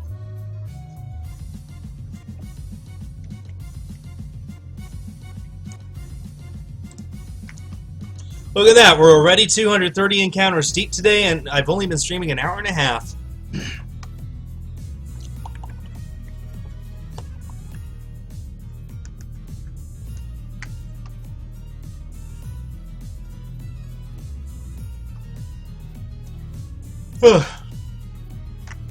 Why does Swiss have holes in it? I guess that's just because of the way that the cheese is made.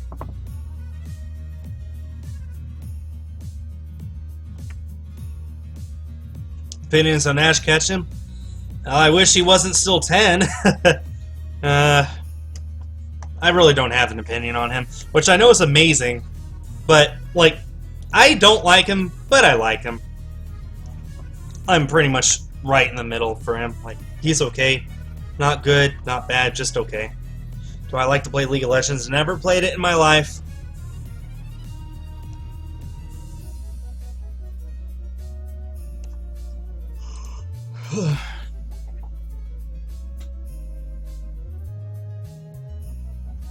Hi, Annabelle.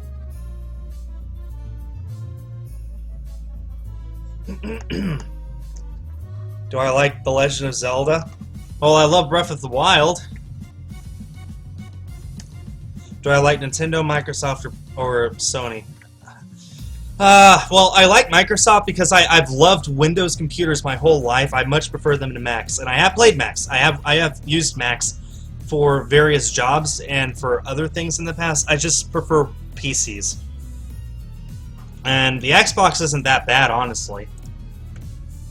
I like PlayStation just because it's a powerful powerful gaming machine. That's what I'm trying to say. And there are a lot of really good exclusives on it, but all in all, I think I still like Nintendo most. Whatever bad decisions the company makes, and which is basically every decision they've ever made, their games are still the most beautiful, addicting games there are, and I'm very happy to have a lot of their consoles. As of right now, the only home consoles I'm missing from them are the NES, the Super NES, and the Wii. I have everything else. And I would love to get the NES and Super NES sometime. I've decided when I get the NES, my very first game on it will be Metroid. I've never played a Metroid game in my life, and I want to start now that Metroid Prime 4 is coming up. I love the Super NES because of all the amazing games on there. It occurred to me recently, I don't think I've ever actually played a Super NES. My neighbor didn't have one when I was growing up. He just had an NES and N64, and I haven't played one since I have been an adult. The closest I've come was when I played a Retron 5 with an NES controller at the Houston Arcade Expo last year. That was it. It wasn't an actual Super NES. So I'd love to get a Super NES and play all those amazing games. I'd love to get Super Metroid. My favorite game on that is Yoshi's Island. I'd love to get that. Star Fox is a classic. SimCity is a classic. Earthbound is a classic. Super Mario World is a classic. There's so many amazing games on the Super NES that I would like to play someday. So I really can't wait until I'm able to get one. My local retro game store has one for like 75 bucks. I really need to justify spending 75 bucks on that instead of other things, but I'm sure someday I will, and when I do, I'll be so happy.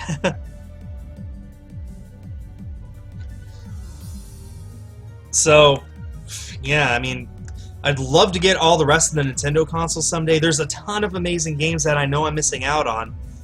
It's just my priorities just aren't there right now.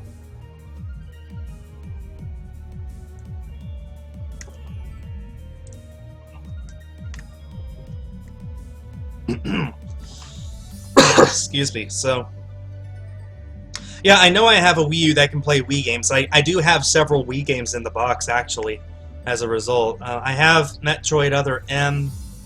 I have another. Oh, I have Twilight Princess on the Wii.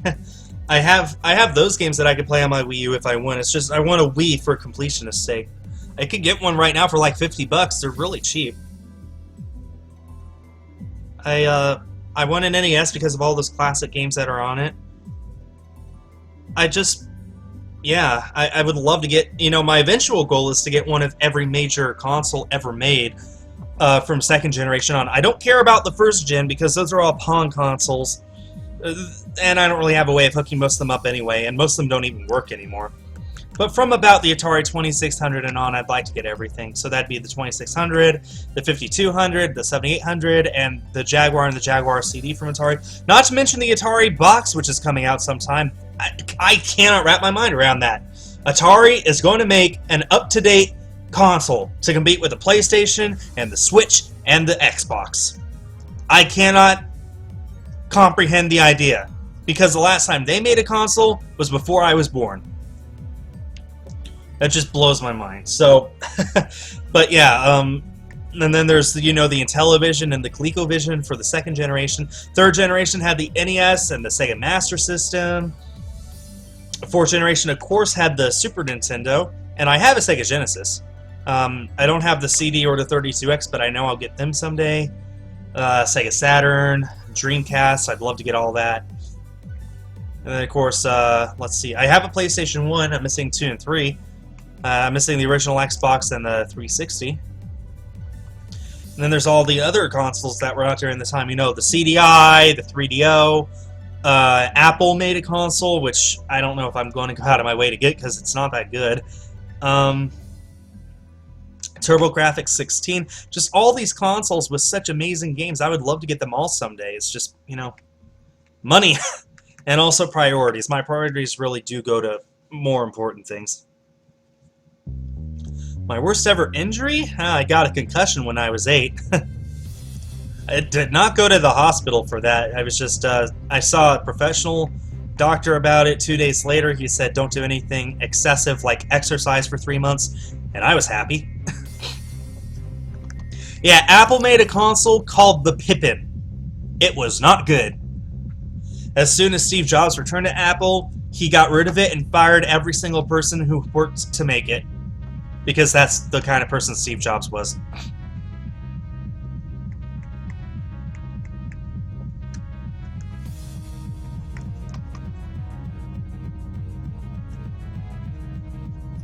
Anyway, so there are all of those consoles that I would love to get someday. Oh, and we're at 250 encounters for the day so far. Yeah.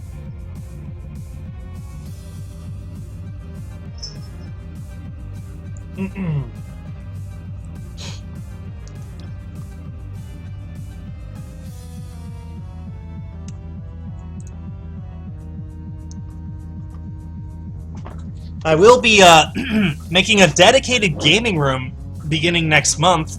Hopefully I'll be able to make that work. The thing is, it's my current bedroom. What we're going to do is we're going to move me and my wife to another bedroom in the house, which is a little smaller, but we don't need the room anyway, and then make my current bedroom, the master bedroom of the house, into my game room, because it has a lot of room for me to expand and display my stuff, like posters or rare games that I currently have. I think my rarest game, ironically enough, is actually my Pokemon distribution cartridges. I have 2 of them. I think those are actually rarer than my Clay Fighter Sculptor's Cut on N64. So, how about that, huh? But like, it's so big, there's plenty of room for me to display stuff, for me to have a nice setup. I could have a TV and my computer side by side, and it'll be fine for videos. My one problem with it is there are 2 windows on 2 walls. So, it's not a problem for display area. I could easily, make bookshelves and stuff around them.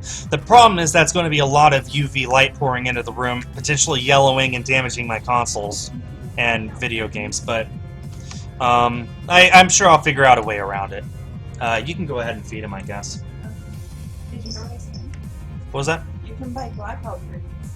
Oh, I could buy blackout curtains. That's true. I didn't think of that. They don't look that much. I know that. I know. I just didn't think about it. But I'm going to need to get stuff like a new couch to put in there. Probably a segmented couch so I could even get it through the door in the first place. I'm going to need a new TV because there's no way I'm going to move my current TV in there. Luckily, TVs these days are really cheap. Like $100 will get you a decent-sized flat screen. I know everyone's like, you should get a CRTV for older consoles, and I'm like, I don't care. I can't tell the difference. I really can't. So, like $100 will get me like a 35-inch TV. So, just do that. Put it in there. I can already imagine in my mind's eye how the layout will look, but it might take me a few months to make it work. I'm also going to need to buy bookshelves and display cases for all my consoles and stuff.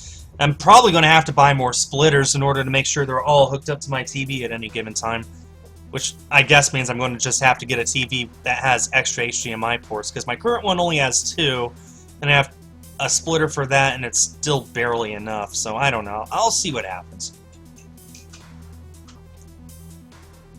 So I can imagine how it's going to look, and I think it'll look awesome.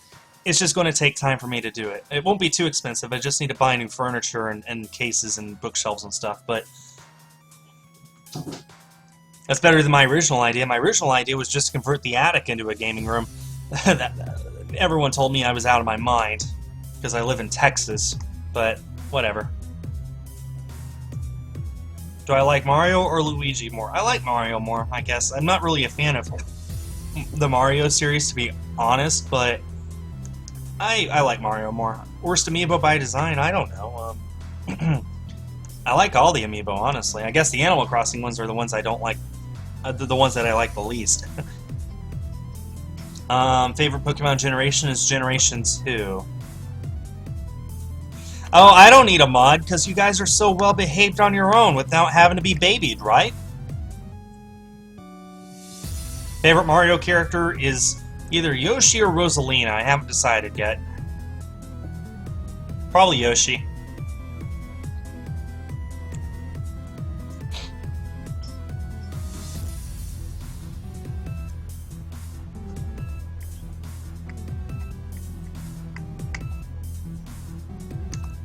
No shiny, Jack, Sean.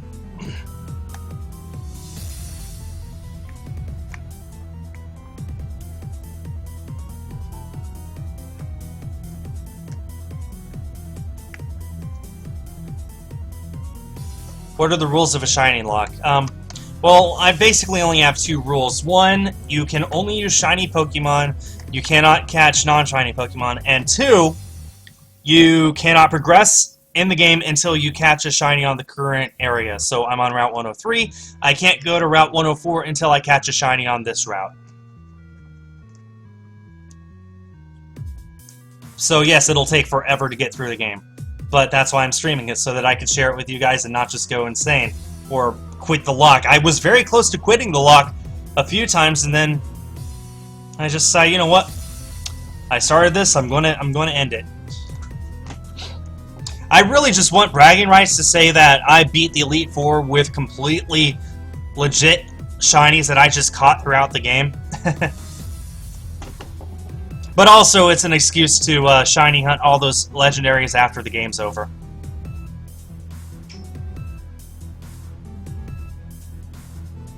What if I don't have any Pokeballs? Well, I've got to make sure that I'm all stocked up on Pokeballs, and if I happen to run out of Pokeballs while I'm in the middle of trying to catch a shiny, then I go to the Pokemon Center and buy as many as I can, and go back to that same route and catch a and look again until I find a shiny.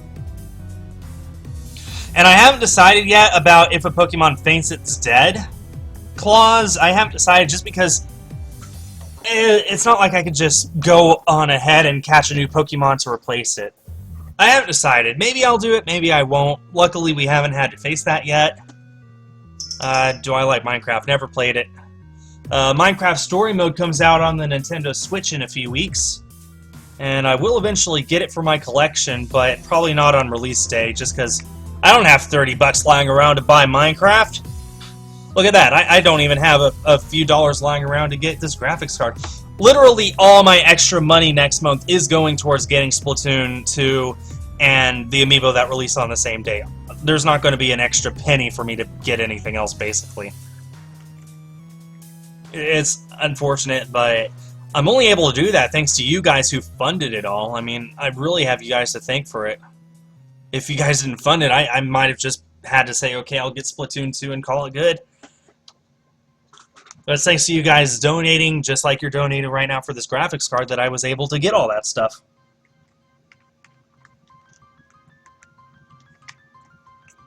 Jordan, 14 hours?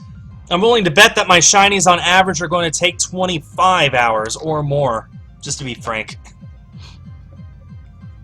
What's my favorite Mario game? Probably Super Mario Galaxy 2. It's the only game that I have downloaded onto my Wii U. And that's pretty stupid because I'm going to have to buy it all over again on a physical copy sometime, aren't I?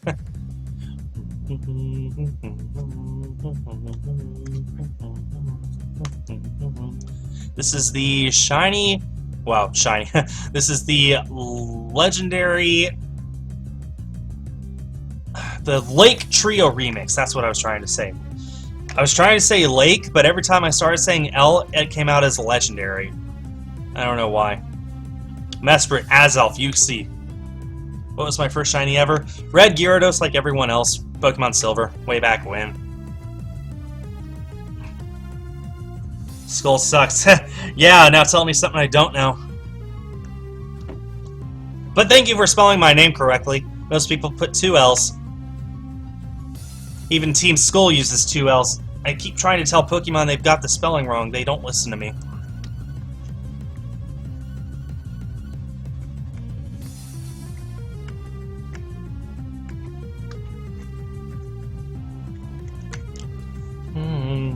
What was my first real shiny? Well, come on, Red Gyarados counts.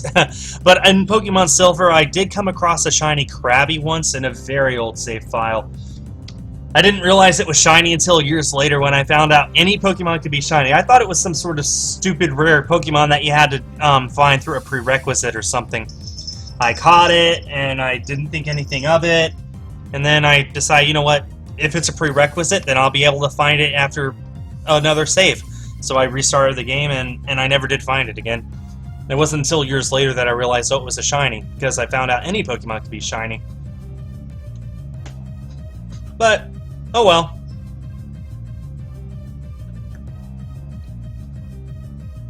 How old is Fishy? I don't know. Like, how would I know? Why would I know something like that?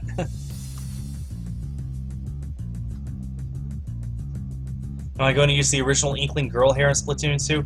I didn't realize the original hair was an option. I thought that you only had new hairstyles to pick from.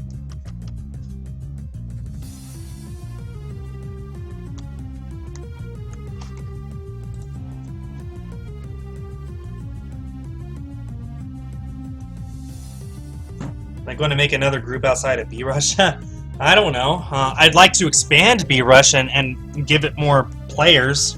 And really, B-Rush isn't the name of our group. B-Rush is the name of anyone who uses a brush weapon in Splatoon. Our group doesn't have a name. I would like to expand our group so that we have more people to play on a consistent basis, but yeah, I don't know. Guess we'll just have to see what happens.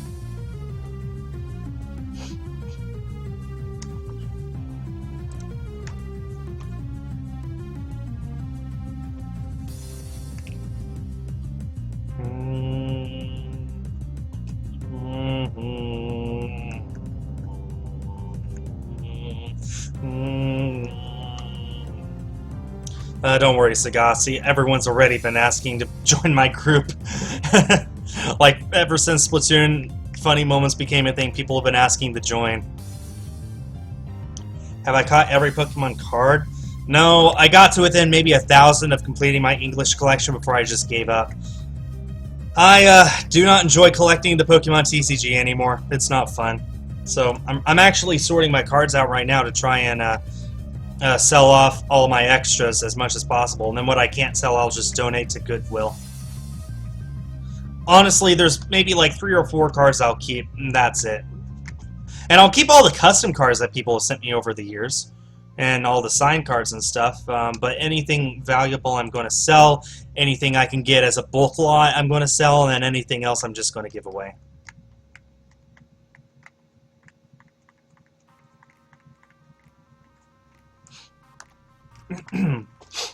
Well, AC Crashy earlier donated $20, and we got another $7 donated through Super Chat on top of that. So we have had a total of $27 donated today towards this graphics card. So once again, thanks to everyone for that. That was awesome. I believe that deserves a single hype in the chat. Single, only say it once, but go ahead.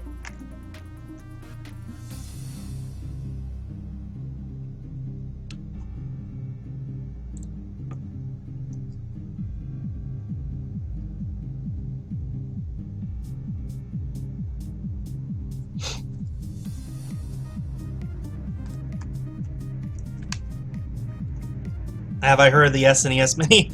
You betcha I have. I find it kind of awesome that Nintendo will be putting Star Fox 2 on it.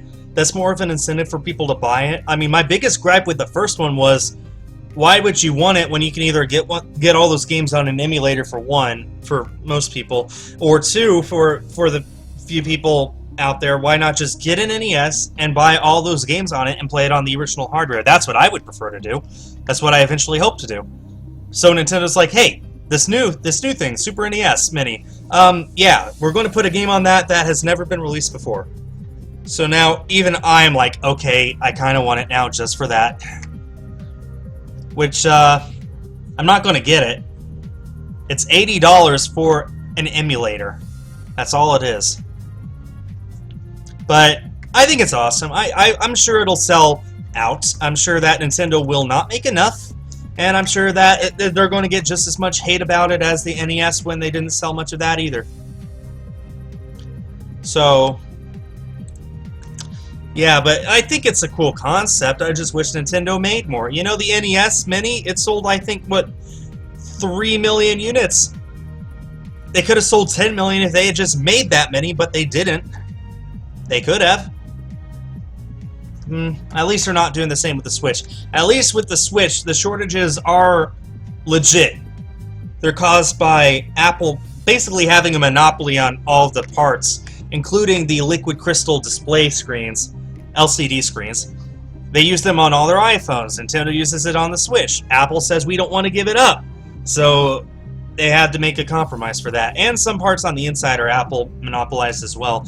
So at least with that, it's understandable. It's made from very specific parts, and there are a finite supply of them in the world. The NES Mini is a board that's an emulator and a plastic shell that you can mold for maybe $1. There's no reason why Nintendo couldn't have made 10 million of them. They just felt like not doing that many, I guess. Oh well, you know, whatever. I didn't get the NES Mini. I most likely won't get the Super NES Mini. I'm just gonna make it up to myself by getting the NES itself and the Super NES itself and getting all those games on both of those consoles individually. It'll probably take a few years, but I have no doubt that I will eventually own both consoles and own all of those games on those consoles. The only exception, obviously, being Star Fox 2. But even then, I'm sure somebody's going to rip the ROM off the Super NES and make a reproduction card out of it. You know, even now, we currently do have finished ROMs of Star Fox 2. The thing is, the game was complete. They just never released it because the N64 was on the horizon, so the ROM has been out there for years for people to play. Now Nintendo's releasing the official one, we'll be able to tweak the ROM and say, okay, this is what the official product is, and oh, we can just make a reproduction card. We'll sell it for $10, so we'll basically make our money back and not make a penny off of it. So there you go.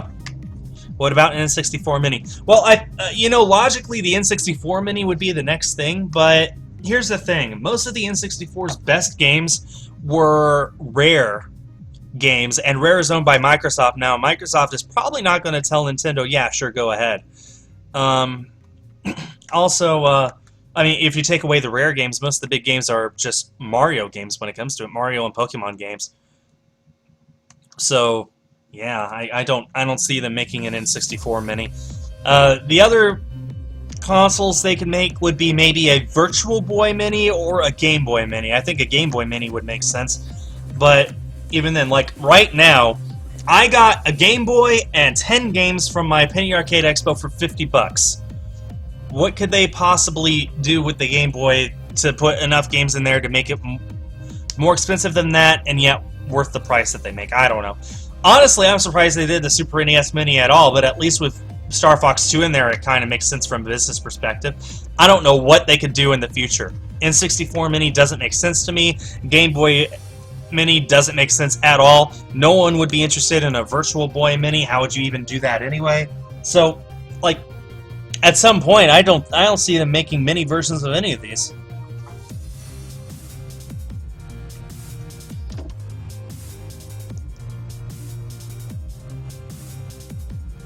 Yeah, you see, it's a joke when I say Virtual Boy Mini, but Logically, it kind of makes sense that they would make it because that was their console that they made between Super NES and N64.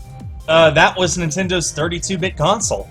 You know, it flopped, and it was not that good. I actually got to play one at the Houston Arcade Expo.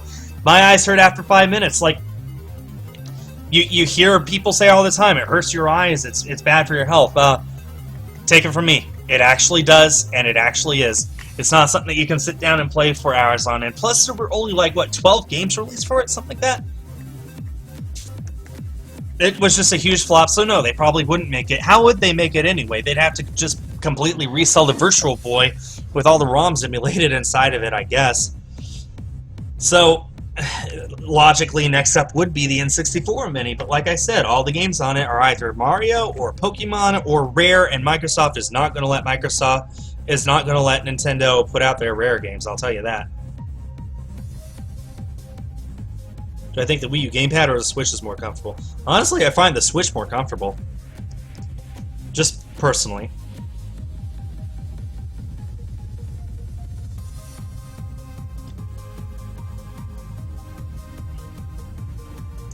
Look at me, I'm shiny! From Moana? Anyone?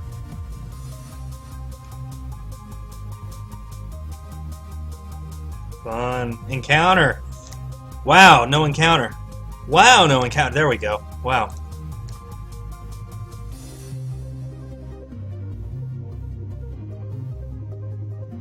No, Jack Sean, you're only allowed to guess once. You guessed once and you failed.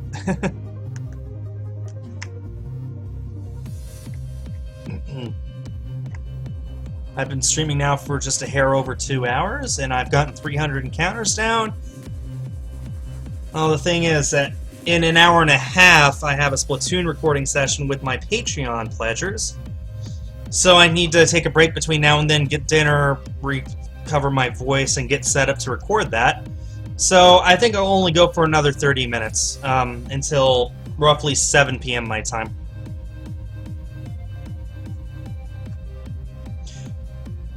Do I think Nintendo is going to make more game systems after Switch? Honestly, I don't know. But if they do, I wouldn't expect for them to for another 5 or 6 years easy.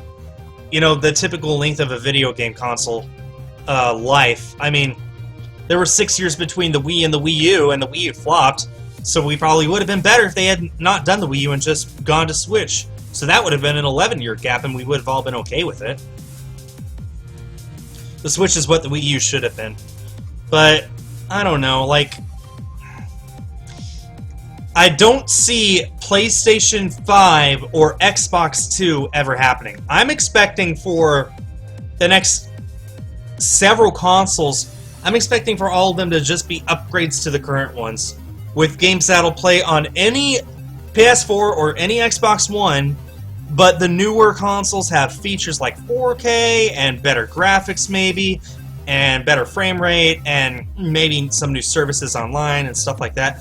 I don't expect new generation consoles to come around.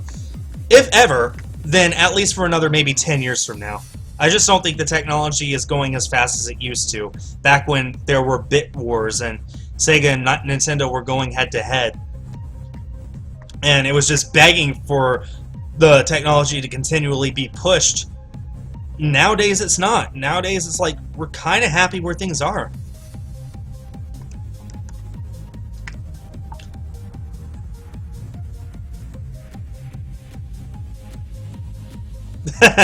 Sorry, Jordan, I can only provide you so much entertainment. Am I going to play any other games on my channel? Well, I already play several games. I mean, what else would you like to see?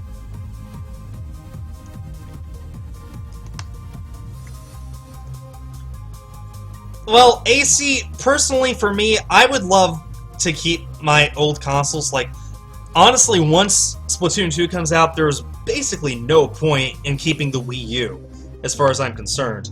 The only thing I could possibly think of is Super Smash Bros. 4, and even then, most likely that's going to get a Switch port. So, once that comes out on the Switch, most likely it will, and so if it comes out on Switch, there will really be no point to keep your Wii U. But I'm going to keep mine anyway because I like keeping all my consoles. I would love to, you know, if I never play them, then at least display them in my game room and say, here's a piece of history. This is a game console that existed, that I put a lot of time and effort into. I'll probably never play it again. If I do, it'll be, you know, years from now when I start picking up older games for it, like Donkey Kong Tropical Freeze, maybe Captain Toad Treasure Tracker, you know, all sorts of games that I'll get into later when I go back to the Wii U and say, let's pick up some gems for these games, for this console. I mean, most people are like, let's get rid of the Wii U, get what cash we can, and use the money to buy a Switch. Fine, absolutely. Go right on ahead. Like I said, there's hardly any reason to have a Wii U right now. I'm just going to keep it for the sake of collecting. What's my favorite Gen 7 grass type? Oh, man. What grass types are there in Gen 7? I am drawing a blank. How about Serena?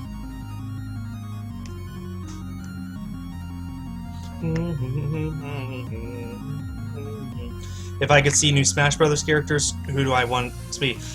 Definitely the Inklings from Splatoon. They just look like they would be perfect in Smash. I'd love to see more Pokemon characters. There's some fun indie characters I'd like to see, like Shovel Knight, Banjo and Kazooie. Ukulele would be good in Smash. There's all sorts of characters that I think would be perfect in Smash.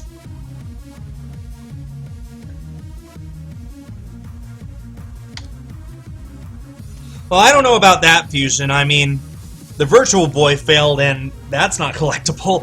The Sega 32X failed, and that's not exactly collectible. Of course, every console has their more expensive games, but on the whole, if you wanted a complete Virtual Boy collection, you would just get the Virtual Boy for, what, 100, 150 bucks these days?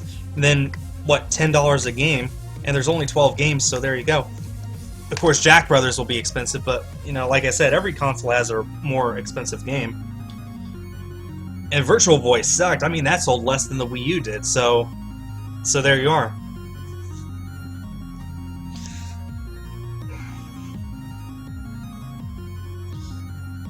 What's my favorite overall starter? My favorite shiny starter is, I'm going with Finnegan.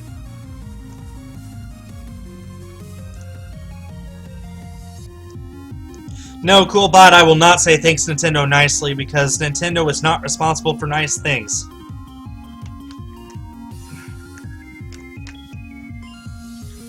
Oh, the regular Wii I could probably get for 50 bucks right now, honestly. It's stupid cheap. Honestly, the Wii should probably be the next console I get, not the NES or the Super NES. Except that I know I would play more Super NES and NES games than I would Wii games.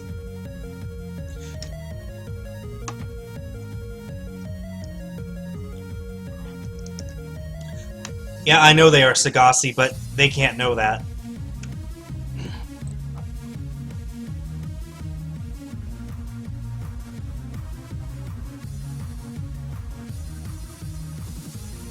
If Nintendo came out with a Splatoon 3, would I get it? Absolutely. Basically, any Splatoon game they ever come out with, I'll get. I mean, why not? It's definitely, if for any other reason, for business, because my channel, the biggest series right now is Splatoon, so I'd be stupid not to get every new release of Splatoon as it comes out. Yeah, they released the Wii Mini. It's pretty stupid. Let me think. The Wii Mini, if I recall correctly, did it... There's something that it didn't even come with. I'd like to say, like, I think the Wii Mini retailed for 50 bucks, but that's because it was missing something.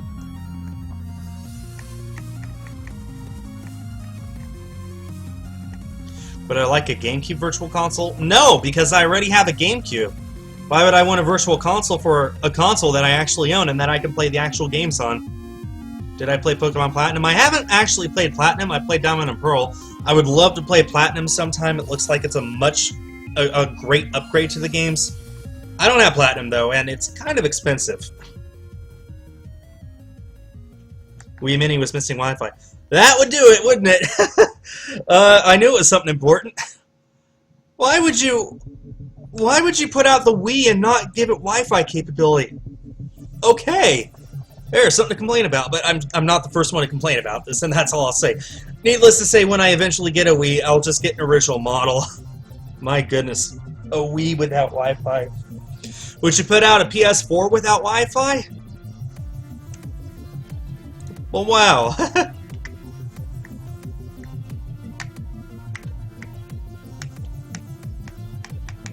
Did I like the Wii U? I liked the games on the Wii U.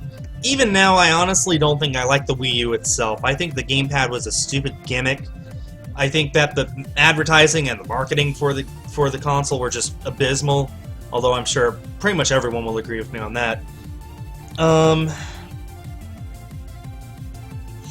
Overall, the Wii U itself, I wasn't the biggest fan of. I love the Switch. The Switch is my second favorite Nintendo console right now after the N64. But the Wii U just never felt like a console to me. It felt like Nintendo was trying to make a gimmick that worked because a gimmick made the Wii work, so why not make a new gimmick for the next console? I mean, the Switch is a gimmick too, but at least this one, like, they took a back seat and said, okay, this is just something optional. It's not required for you to enjoy the games, for you to take it out of the dock. And honestly, I don't take mine out of the dock that much. Whenever I want to play Breath of the Wild, I just switch to the correct HDMI cable and play it on my computer screen. Do I like the new 2DS XL? I'm kind of indifferent about it. I don't have one myself, so I can't really have an opinion. But I think that should have been what the original 2DS was. And now that this is coming out, who's really going to buy it? I mean, who is it marketed to? At this point, the 3DS console has been out for 6 years. So anyone who has a 3DS or a 2DS, for those who are kind of constrained on price, you have one. So who's left to get a new 2DS XL? That's what I think about it. What shiny do I want the most? I want either Poochyena or Wingull, but honestly, at this point, I'll take a Zigzagoon. I would just prefer not to have a Zigzagoon because I already have a shiny Zigzagoon, but I'll take one, if only to progress through the game.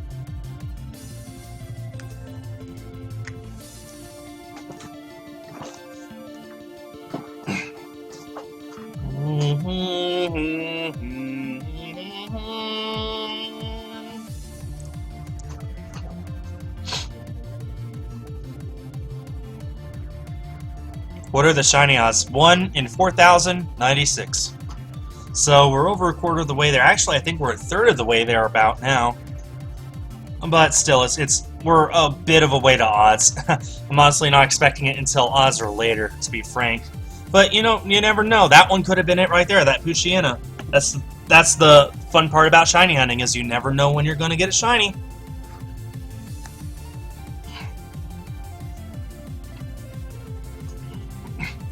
The thing with the 3DS is, as soon as Nintendo starts putting Pokemon main games on the Switch, the 3DS is dead. Let's be honest here.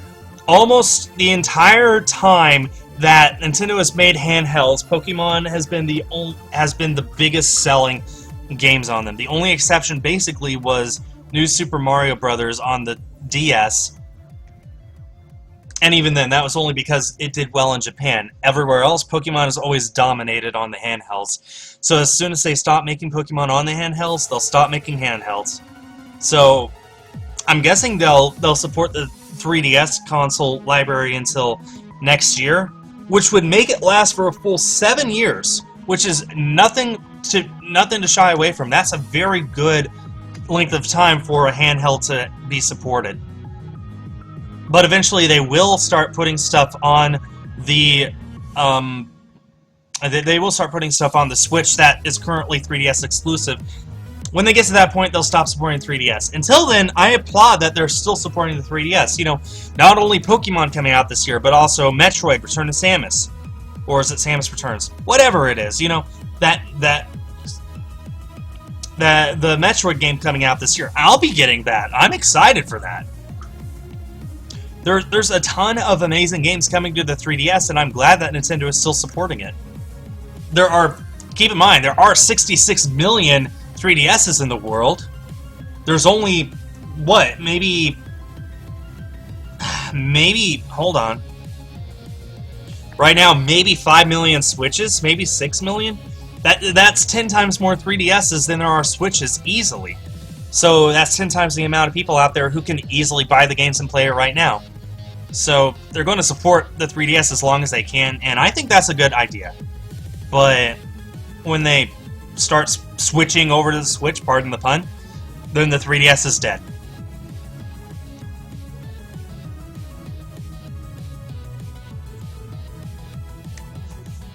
Luckily, it looks like, at the earliest, Pokemon on Switch won't happen until next year. Earliest! I'm really not expecting it to be until 2019.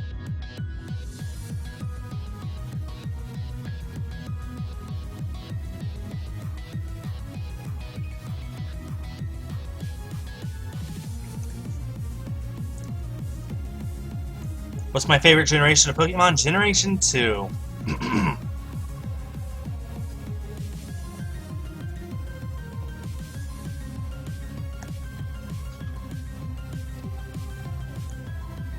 Can you imagine all those people trying to go for a complete 3DS library? Like, there's over 1,000 games that are released on the 3DS. I'm not sure how many of those are physical, but I'm willing to bet maybe half or more. That's a lot. I mean, it might be the case that the Switch will get 1,000 games or more. Honestly, at this point, I doubt it, but it could. I'm glad that I have a complete Switch library right now. It won't be that way by the end of next month, because I'll be missing Minecraft Story Mode and Fate Extella. And then, of course, August, there's going to be a ton of games coming out, especially in Japan. August and September. There's going to be 2 horse racing simulators coming out in September, and they're going to be full-price games. They're going to be $70 each for 2 horse racing simulators. They really love their horse racing over in Japan, I guess. But, like, at some point I have to draw the line and say, that's just too much money, and hope that it goes down in price later. And if it doesn't, then so be it. That's just way too much money. I'm not spending $140 plus taxes, plus shipping costs, and all that stuff just to get 2 games that I'm probably never even going to play. Where can you get a Switch? That's a good question. I actually recommend, like, you follow Twitter accounts and subreddits and stuff that monitor when stuff is getting stocked at specific stores. So there's plenty of them out there. And they'll all be more than happy to send out tweets or updates or whatever whenever a store is scheduled to get whenever they're scheduled to get more Switch consoles in. It's gotten to the point where if you want a Switch, you could probably find one in a store within maybe a week or so. You don't see them on store shelves necessarily, but if you pay attention, you should be able to get one at suggested retail price. Remember when games were $40? Yeah, but home console games were $40 in the 80s. On the N64, they were $70, and that was in the 90s, so adjusted for inflation right now, there's maybe only 5 or 6 N64 games that are more valuable now than after inflation they would have been if you just bought it new anyway. And for the record, 3DS games are still $40, it's just home console games have always been more expensive than that. And when they were $40, counting inflation, they're about as expensive as they are now. So there you go. Go to New York, they're all over the place there. Yeah, that's fair. You could do that too.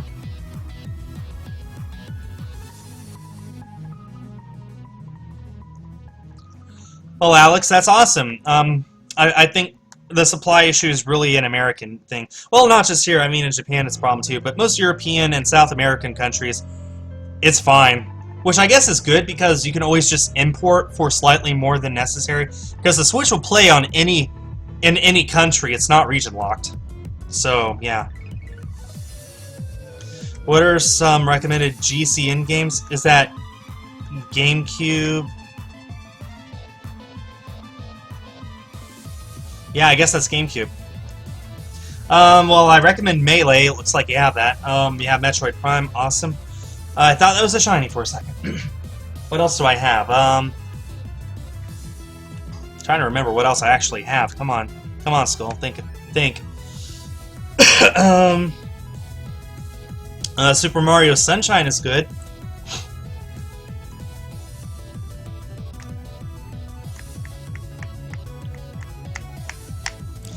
There's Pokemon XD Gale of Darkness.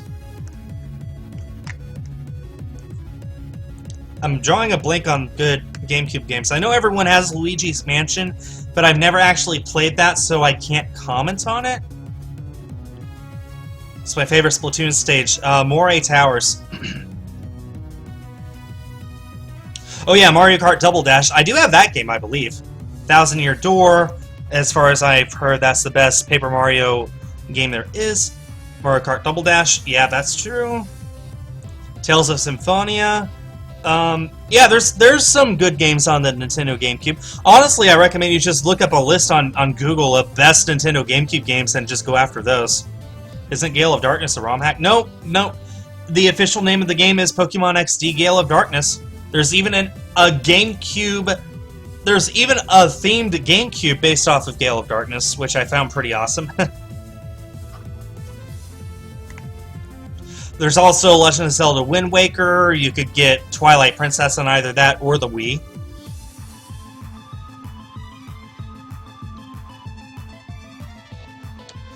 Nathan, how about Banana? There's the original Animal Crossing on GameCube.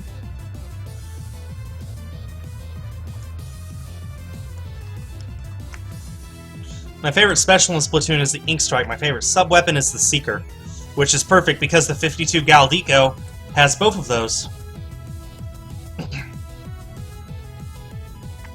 Yeah, I saw that the first time, Starduck. Like I said, I see every single comment you guys make. Pokemon Stadium is an N64 game.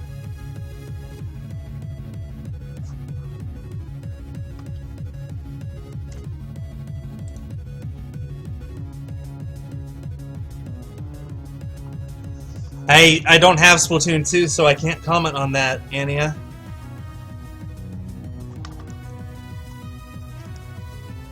Can I solve a Rubik's Cube? Nope! I cannot. And I don't understand how people actually can. They look at a Rubik's Cube for a few seconds and realize, okay, I can do this, give me a second, and they're done in a minute or two. I can't do that. It's impossible for me.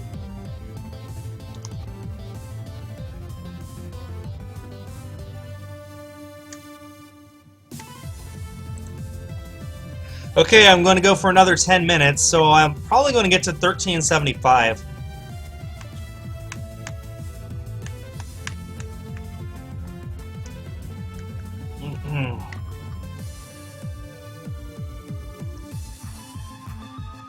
Yeah, Fusion, I have an Atari 2600, I have a GameCube, and I have a Sega Genesis, and a PlayStation 1. I also have an N64, and I guess all my other consoles are just new, the current generation. Wii U, Switch, Xbox One, and PlayStation 4. I don't have the Pro, I don't have the Xbox One S or the Xbox One X, I just have the Xbox One, the original one. And I just have the original... Oh, actually, that's not true. I have the PS4 Slim, but there's nothing really special about it other than it's just a little smaller.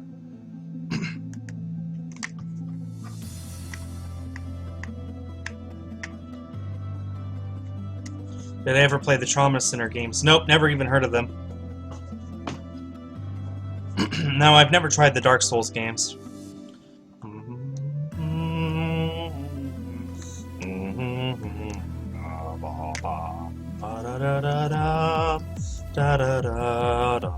Who do I think won E3? Nintendo did with their 14-second trailer for Metroid Prime 4. That's all it took for them to win.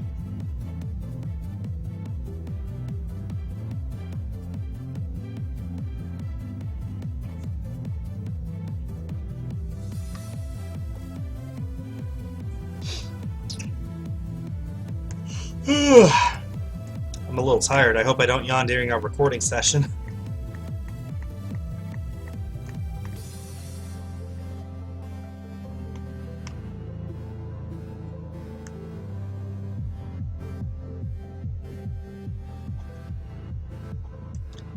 I don't have any fidget spinner.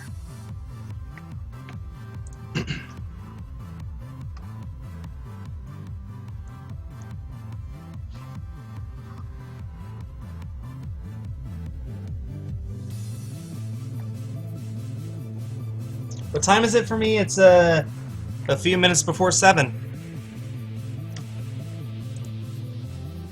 Give us a life tip, Skul. Okay.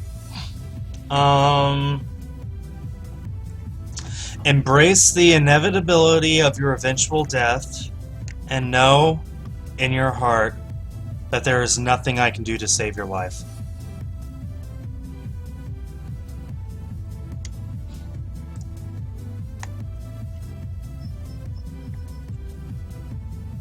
A not-so-wise man gave me that one. Hamish, Hummer-Games. Anyway, do I prefer Gatorade or Powerade? I prefer Gatorade, I guess. Hot dogs or burgers? I like both, but man, I guess I'll take burgers over hot dogs.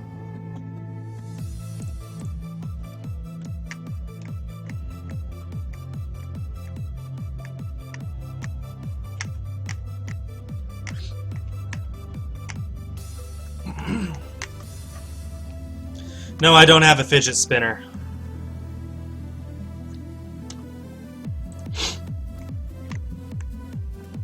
Okay, looks like I'm gonna make it maybe... I'm just gonna round it up. I'm gonna get to 1400.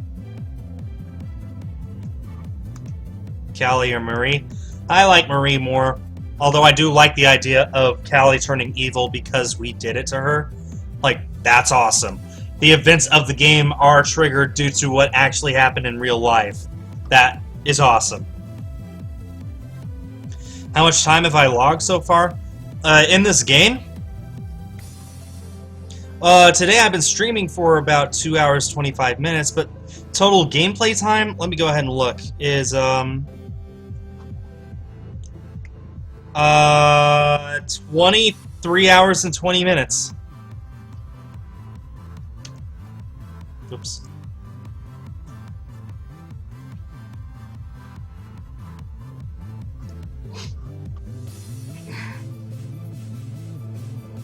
It's actually way more than that because I shiny hunted for this Trico by soft resetting, which of course resets the clock.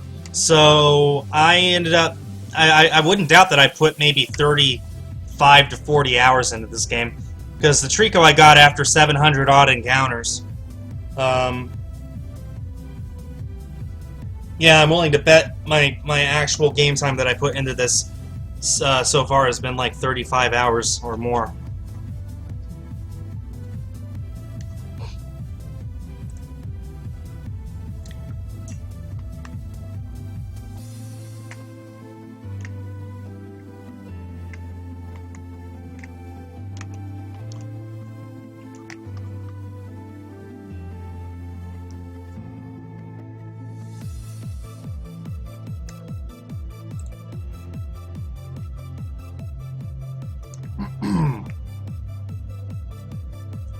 What do I think of an Octoly DOC? What's a DOC? Okay, mods. If Harold keeps misbehaving, time him out. It's obvious he doesn't care. Actually, just go ahead and time it out anyway. He obviously doesn't care about obeying you guys. Favorite console of all time? The N64. That is very much said with rose-colored goggles and nostalgia-driven. I don't care. I like it. How do I record my Switch? I use an Elgato capture card. It'll record anything with an HDMI cable.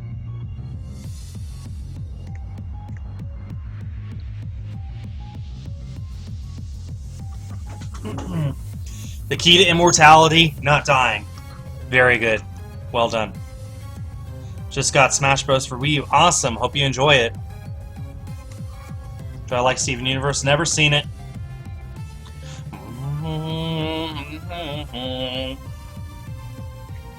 Hi, Jalanjala, again. Thank you once again for your donation. I appreciate it.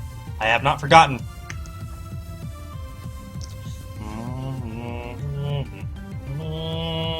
Thoughts on Magikarp Jump? It's not nearly as addicting as Pokemon Go was.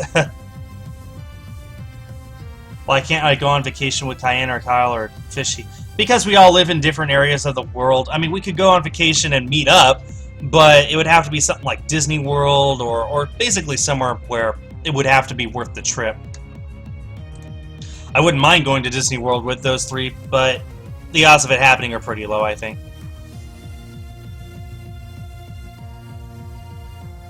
Favorite song not from Disney? Oh, I don't even know what my favorite song actually is. I don't know. No, Jordan, my Switch is completely perfect. I think the reports of the damage on Switches is greatly exaggerated because mine's fine. The dock is fine, my Switch doesn't have any scratches, it doesn't have dead pixels, there's no warping whatsoever. It's perfectly fine.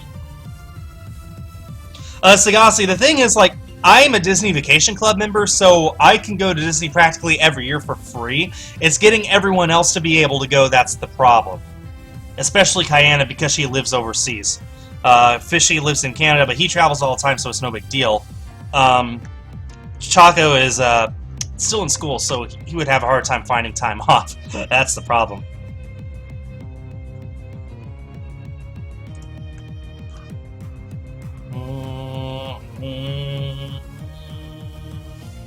Favorite Splatoon song?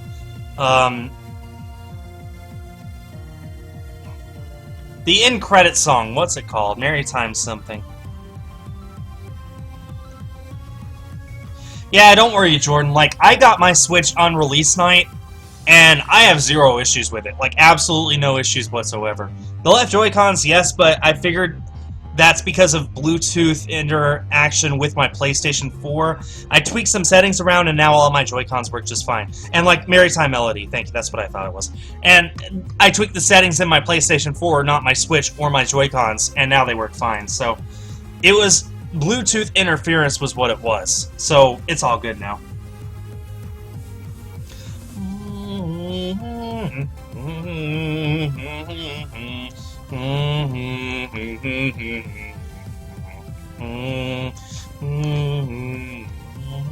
And hopefully when I get my Pro Controller this month, I won't have to worry about the Joy-Cons going out ever again anyway. I'll probably keep a pair attached to my console, and then just store the rest of them. Keep them charged. I'm gonna like charge them and then store them, so that if I ever do run into a problem, I can just switch to them, to the new Joy-Cons. But otherwise, I'll just store them. Then use my Pro Controller whenever I record and do stuff. Then if I ever do need to take the Switch out of the dock real quick to like do a system update or whatever, then I'll have the Joy-Cons attached that I won't have to worry about. It'll just be up to me and say, okay, which Joy-Cons am I going to do? Am I going to go all of one color? Am I going to mix it up a little? Although for storage purposes, I think it'd be easier if I just use the left blue and right red that came with the console and then store all the rest in the boxes they came in.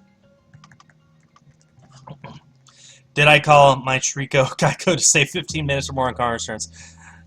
That grammar, though. Did you call your Trico Geico to save 15 minutes or more on car insurance? When's day 2 of the vlog coming out? Hopefully early next week. I have all the files for it, it's just I need to get off my lazy butt and edit it together. Part of me doesn't believe that there are actually that many people in watching me, my vlog of our Disney trip, but I will edit it and put it out anyway.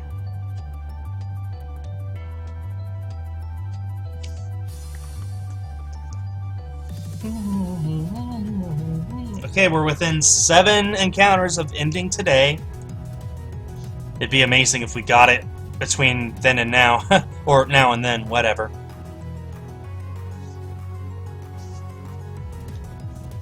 But yeah, I mean, I do have all the Joy-Con colors right now, which is black, red, blue, and yellow. And like I said, looks like exclusively overseas, they're going to get the left green and right pink for Splatoon 2. We have zero information about it coming over to the States. They did eventually announce that, yes, the Pro Controller will be coming out over here, but not the Joy-Cons. I would love to import them, but to import just 2 little sticks is going to cost $100. Like I said, at some point I have to stop and say it's not worth it. Hopefully they'll get cheaper sometime, and then I'll be able to pick them up later when I can actually afford them, but I just can't justify importing 2 controllers for $100 altogether, when they should have just been released over here for $80, which is still expensive, but At least then I wouldn't have had to import them. I would have just needed to pay tax. Yeah, the yellow Joy-Cons released in conjunction with ARMS. Because the ARMS logo is yellow, I guess, was their logic. Okay, within the last 3 encounters...